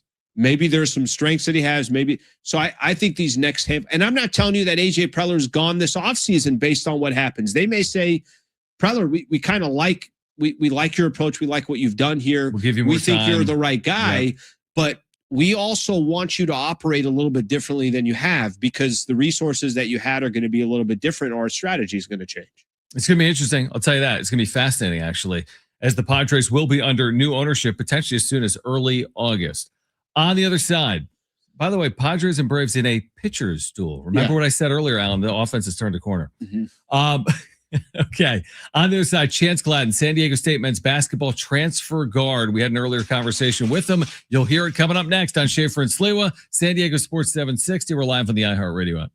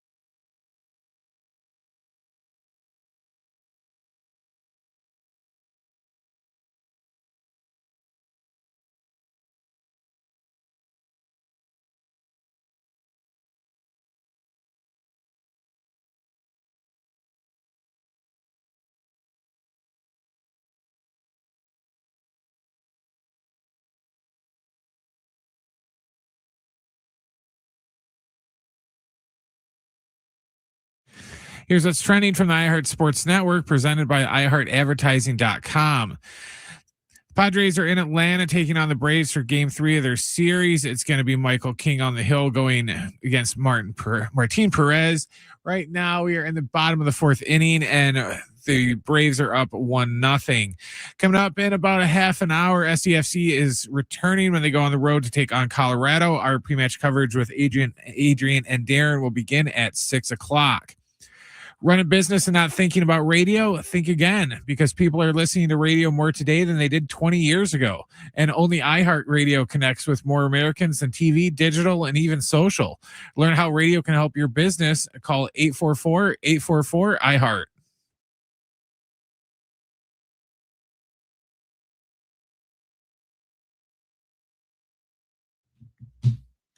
Schaeffer and Sliwa, San Diego Sports 760. Darren Smith in studio with SDFC. Pregame coverage beginning at 6 p.m. Yeah.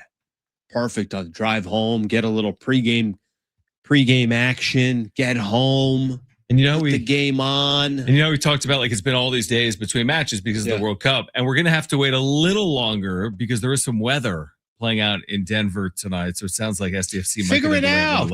Figure this out. Denver. 100%. All right. Chance Gladden, Alan, the new Aztec point guard who transfers in from Boston University. Had a great conversation with him earlier. Yep. We asked about the journey. How do you get here? A kid out of high school in North Carolina in Raleigh that goes to Boston University as a freshman, ends up at San Diego State as a sophomore. How did it all come to be? Yeah, so I originally am from North Carolina, like you said. I went to Ravenscroft High School. It's a prolific high school in the private area of North Carolina. So I did really well there, I would say, for the 2 years I was there, and was definitely under-recruited that I thought. So I just took my talent to where I could go somewhere and play and improve. So I went to Boston University with the great coaching staff and everybody there. And I think I just found a great spot that helped me improve, got great game reps. And I feel like I excelled there. And then I took my talents to the transfer portal looking for somewhere bigger. And San Diego State just checked all my boxes for that type of stuff. I think the great program, the coaches, the weather, way better than Boston. But other than that, I think it was just a great overall fit for me. And I'm excited to be here. Chance, well, welcome to San Diego, and we're looking forward to watching you this upcoming season. So tell us a little bit about, your game. Looking at, some of your numbers, kind of a great balance here, 14 points a game, but also 4.5 assists. What are some of your strengths? Are you more of a, let me create for myself, more of a facilitator, a little combination of the two? What can we expect? I would definitely say a combination of both. I think definitely out of high school, I had to be more of a scorer just because that was kind of my role. And then at Boston, I kind of played both, where I was the lead guard, but towards the end of the year, I just had moments where I exploded I know one game I had 32 points in one game, and I just was put in a role where I had a lot of freedom. So I definitely think I have both. I would consider myself more of a passer, facilitator first, but definitely can go score when I need to. Aztec transfer guard Chance Gladden with us right now. Schaeffer and Sliwa, San Diego Sports 760. So while BU doesn't make the NCAA tournament, you were one of the stories of March. In back-to-back games, Patriot League quarterfinal, correct me if I'm wrong, you hit a game winner against American in Boston. Patriot League semifinal in Annapolis.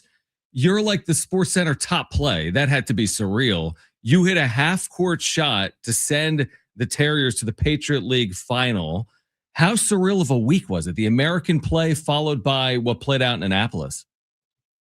It was crazy. The thing is, before the American game in the tournament, we actually played them at their place. And then literally 5 days later, we're playing them again at home, which was huge game. A lot of intensity between the two teams. But it was just crazy. I think definitely the shot against Navy was just surreal. I don't really have any words for it. Me and my teammates like to just call it a March moment, and we think it's just insane what happened, and I don't even believe it, really. Chance, just looking at the rest of the squad, and you mentioned that the opportunity to play for San Diego State University. What this program has done over the last 20 years or so.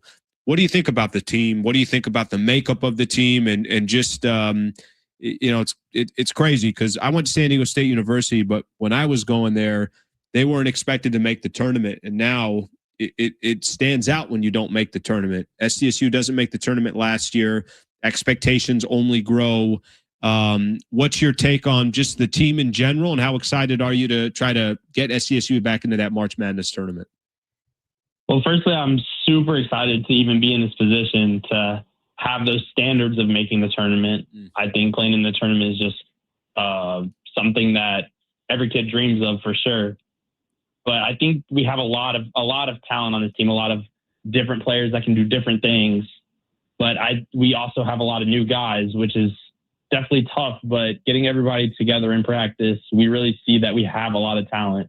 We have a lot of people who can score, a lot of people who can pass, a lot of unselfish guys. But I think once we put it all together, we're going to be really, really good.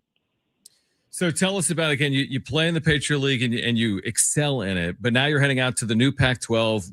We've talked about the success of San Diego State. You're in a league with other programs that have been super successful. Gonzaga, Utah State come to mind. How much are you looking forward to both the opportunity and the challenge and some of these atmospheres that you're going to experience, whether it's in San Diego or elsewhere throughout the course of the year? Yeah, I think it's a blessing to be able to play in the new Pac-12. I think it's going to be a great experience. There'll definitely be ups and downs coming from the Patriot League, which is San Diego State is a big jump up. But I think I'm ready for it. I think I've been ready to come in every day and work. And I just think the experience is going to be great. I think I'm going to gain a lot throughout this whole year. And I'm just looking to improve every day. Can we help you with anything out here in San Diego? I mean, do you need any Mexican food? You got everything already covered, your taco shops. I mean, how can we help? What can we do? I'm always looking for good food spots. I can't say no to a good food spot, but I've got my good spots picked out already for sure. Well, you're in a good position. You're gonna love San Diego. That I could tell you, and obviously so many Aztec alums and people that just support the program. So we're going to accept you with open arms, and we're excited to have you a part of the program as well. Thank you. I really appreciate it. Chance, before you go, because when you are a newcomer, and how long have you now been in San Diego? Just a handful of weeks, right? I think it just hit a month. It just hit a month. So what is that like? I mean, again, you went through it last year, your first year in college, but now you move across the country. You're in this amazing American city like San Diego. I mentioned the word surreal earlier with your March last year, but did you kind of pinch yourself like, what am I doing here in America's finest city with palm trees everywhere? Yeah, funny you'd say. So when I first got out here, I was just like, no way I'm living here. I mean, it's completely different than Boston and even North Carolina. So I'm just like, what am I supposed to do? Where do I go? But since I've been here, I've been able to find like little things to do here and there, whether it's going like downtown to the beach. I've been trying to find new stuff to do probably every weekend. So it's getting me a little familiar with the area, but I've got a lot to do for sure. You a big NBA fan? How much do you keep an eye here on the NBA side of things? Who's your team? Who's your squad? Or you follow the NBA a ton?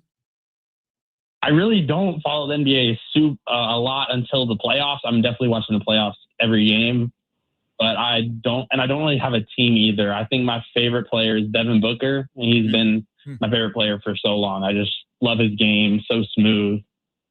And I love the mid-range, and he is a great mid-range shooter. So I kind of get that, try to watch him and recreate that type of stuff. But I don't really have a team.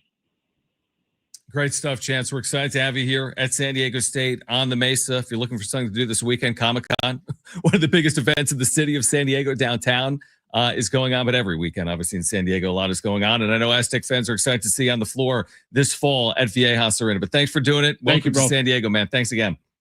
Yes, thank you for having me. All right, Aztec basketball, Alan, returning this November. Let's go. You ready?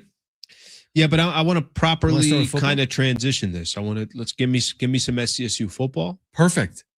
And we'll go from football. We'll start working our way into the basketball season. Do you want to hear from Sean Lewis? Of course I do. Okay, so Sean Lewis, the Pac-12, by the way, has been doing this incredible video series with head coaches, The episode with Sean Lewis debuts tomorrow on YouTube. I kid you not. The production value of this thing is incredible.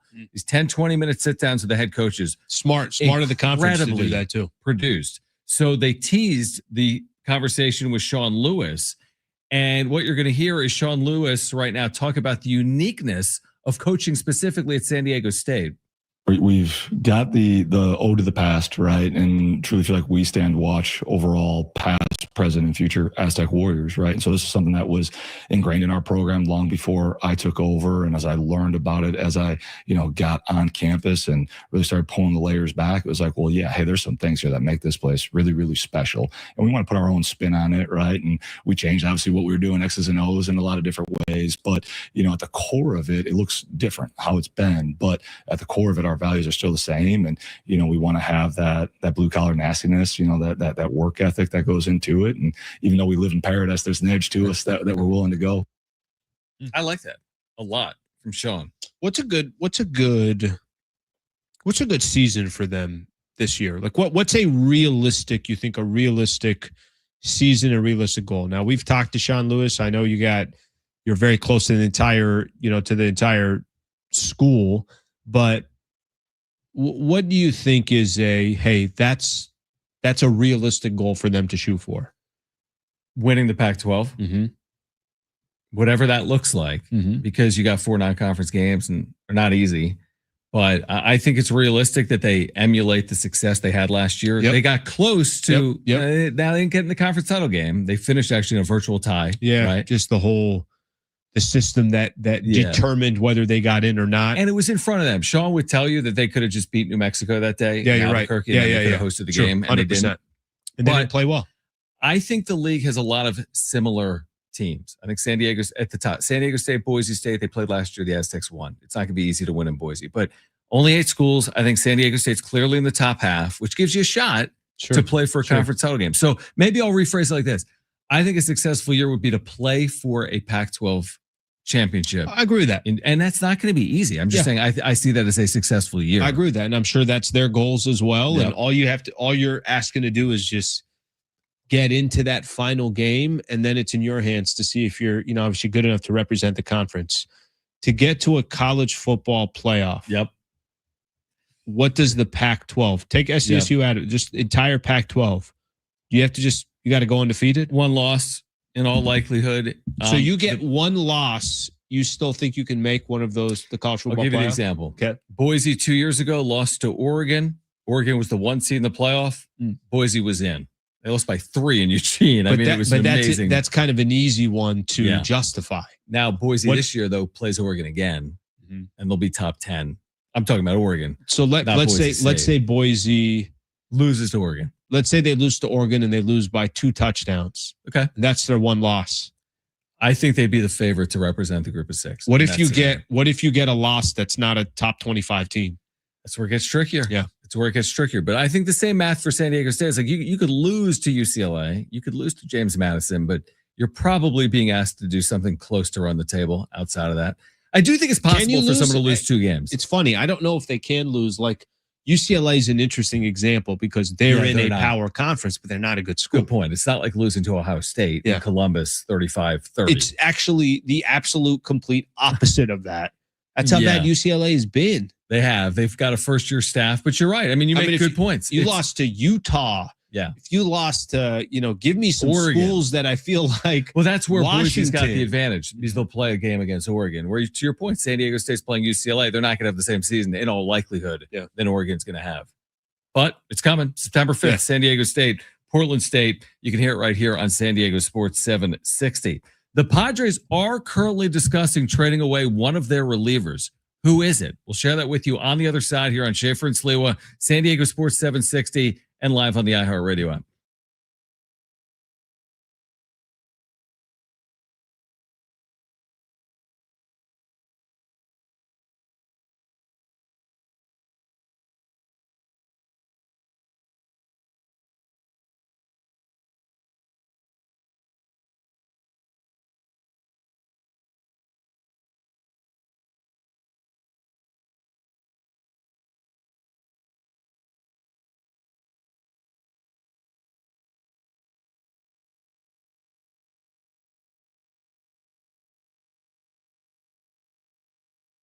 Hey guys, it is Schaeffer again for my friends at the all-new Jamul Casino Resort, the Players Place. Make sure to get there this summer. Enjoy the hotel and spa at Jamul, where you can experience elevated luxury with their refined hotel stay featuring rooftop relaxation, indulgent spa treatments, and all the excitement of Jamul Casino Resort, seamlessly brought together now in one unforgettable destination. And you can take your stay to the next level. They have exclusive hotel packages crafted for the ultimate escape. You'll love Starlight Pool when you're there this summer. You can soak up the sun and soak in the views at San Diego's ultimate rooftop pool. Day passes start at just $40, so grab your friends, relax, and make it a pool day to remember. And when you're at Jamul, enjoy all the dining options, including Jamul 23 with their lobster buffet every day. You can enjoy all-you-can-eat lobster every day, plus dozens of other delicious stations at the all-new Jamul Casino Resort, the Players Place.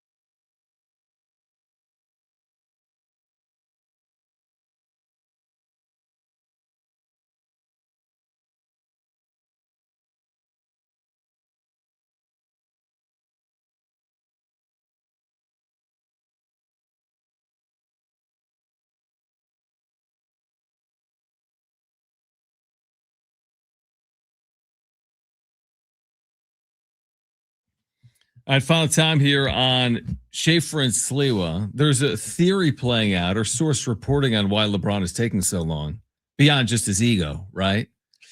This one actually, I would respect it if this was the case. Brent's interested. He's Brent's curious. interested. Before we get to that, let's get to that in 2 minutes. Okay, let's do that. Before we get to that, there is a report today from John Heyman. We probably should have mentioned this earlier. Not that it's Mason Miller, but the report from John Heyman today is that the Padres are discussing a trade of their veteran reliever Wandy Peralta, who's had a good year. He's being discussed. Good left-handed option. He's got a 2.32 ERA per John Heyman. He's being shopped around. Isn't that one strategy you can take if there's, good bullpen relievers are of very, very high value right now? Definitely. Where does Wandy Peralta rank on your list when everybody's healthy? Probably your fifth or sixth. Those are good guys to shop. Yeah, I agree. If you can get something for them, and it's not going to have this huge effect on your lineup. It still will be valuable for another team out there. Even a guy like Jeremiah Estrada. Like I think you can, in a perfect world, Mason Miller, Adrian Morejon, Jason Adam, some of these key relievers aren't touched. But if it's that thin of a market on relievers, you got 5 or 6 guys that you can choose from. Yeah. No, I agree. At least you can bring up. So, well, we'll see. Again, you're going to hear all kinds of names between now and August 3rd. All right. We've heard about LeBron James. What could be a reason as to why he has slow played this process? Is there, Brent, do you have any idea at all? Okay. So there's a report from Kevin O'Connor, who covers the NBA for Yahoo Sports. LeBron James is slow playing his decision to see if any of his free agency suitors land Anthony Davis or Kyrie Irving, sources tell Yahoo Sports. So interesting. The idea is the more time, and whether that's pressure or that's, giving them just, I know Anthony Davis is going to be due for an extension. So the question is, if you're the Washington Wizards, if you're not going to give him that extension, do you start shopping him? There were reports earlier that the Golden State Warriors may want to try to make a trade for Anthony Davis because they felt like, hey, that could be the deal that gets it done. Could LeBron be playing this entire thing with the thought process of saying, hey, if I can get one of these guys on one of these other teams, or this other team could say, if we get Anthony Davis, we're going to get LeBron James. If that is the scenario that's playing out, is it at all surprising that that's still taken this long to play out? It's less surprising that. The Anthony Davis thing is interesting because when that rumor came about him and LeBron joining Golden State, I think it was about maybe 2 or 3 days after that, the Wizards came out in the press and said, no interest in trading. No interest. We're not trading Anthony Davis. And so the Kyrie thing is kind of interesting, but I didn't know that he was even, a consideration for it unless, they're just going to talk to Allison. But let me ask you this. I want to ask Alan this. But if there was a team, if it was possible right now for a team to land LeBron James by making one of those moves, why would that move have taken so long? Like, if you can really land LeBron James by landing Anthony Davis, wouldn't a team have already done that? Because it's no longer July 4th. Yeah, I think that trading players of that caliber can be complicated. That's fair. That's fair. I think you might, get this, hey, we got to involve a third team. Gotcha. That's possible. I think that there is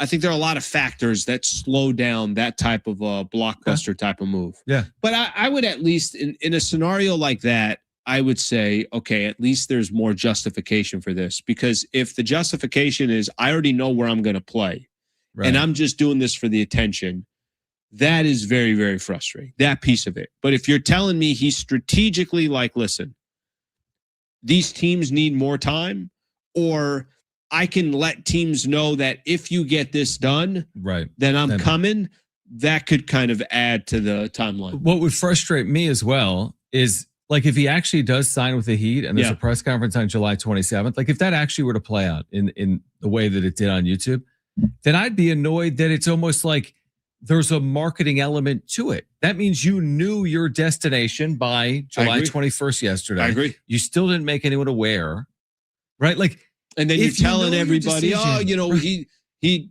deserves the time. Right. It's like, but you didn't really need it. If you really know where you're going to go, it doesn't have to be done in any marketing way. Just make us aware. This piece, it's a different element if there's truth to it. Right. Like that piece, I could respect that. What do you got, Brian? It could be worse. I was worried for a second that you guys are going to tell me that he's waiting out to see which teams have more interest in Bronny to make it a package deal. So, it's funny in a weird way. I wouldn't be shocked if Bronny stays with Lakers. I hope he does. He needs to be able to have his own lane. Yeah, I agree. Does he not? I agree. And he's not terrible. Like, I think there's a piece of him that I think the Lakers are going with this youth movement anyways. Like, he could kind of find his way on that roster. It's kind of like a lot of people would sympathize with this. Sometimes you have to spread your wings.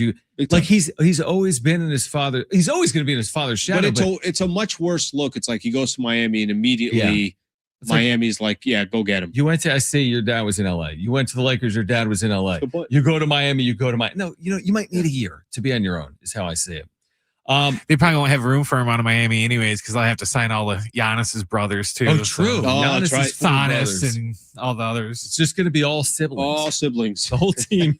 It's a family affair. They're the new 70s Pittsburgh Pirates. They didn't make the playoffs because they had no depth. No, Game 7 of the NBA Finals, 2 families will be the only Just 2 surnames in Game 7 of the NBA Finals in 2026. All right, back tomorrow. We're going to do this thing again tomorrow at 3 p.m. Boys got some work to do. I was going to say, and come tomorrow, we'll know how this series is played out. You got tonight. Take 2-2, 2-2. I'll take 2-2. Down 1-0 right now. Yeah, I guess you kind of have to take it, but I would take 3-1 as well. But I won't take 1-3 from the Padres in this 4-game set. Braves bullpen a little dirty right now too. Darren Smith on the other side. 1 hit so far. SDFC returning to action SDFC. tonight. Come on, Pre-game boys. coverage on the other side with Darren Smith. For our crew, Brent and Alan, I'm John. Keep it here. SDFC on the other side here on San Diego Sports 760, live on the iHeartRadio app.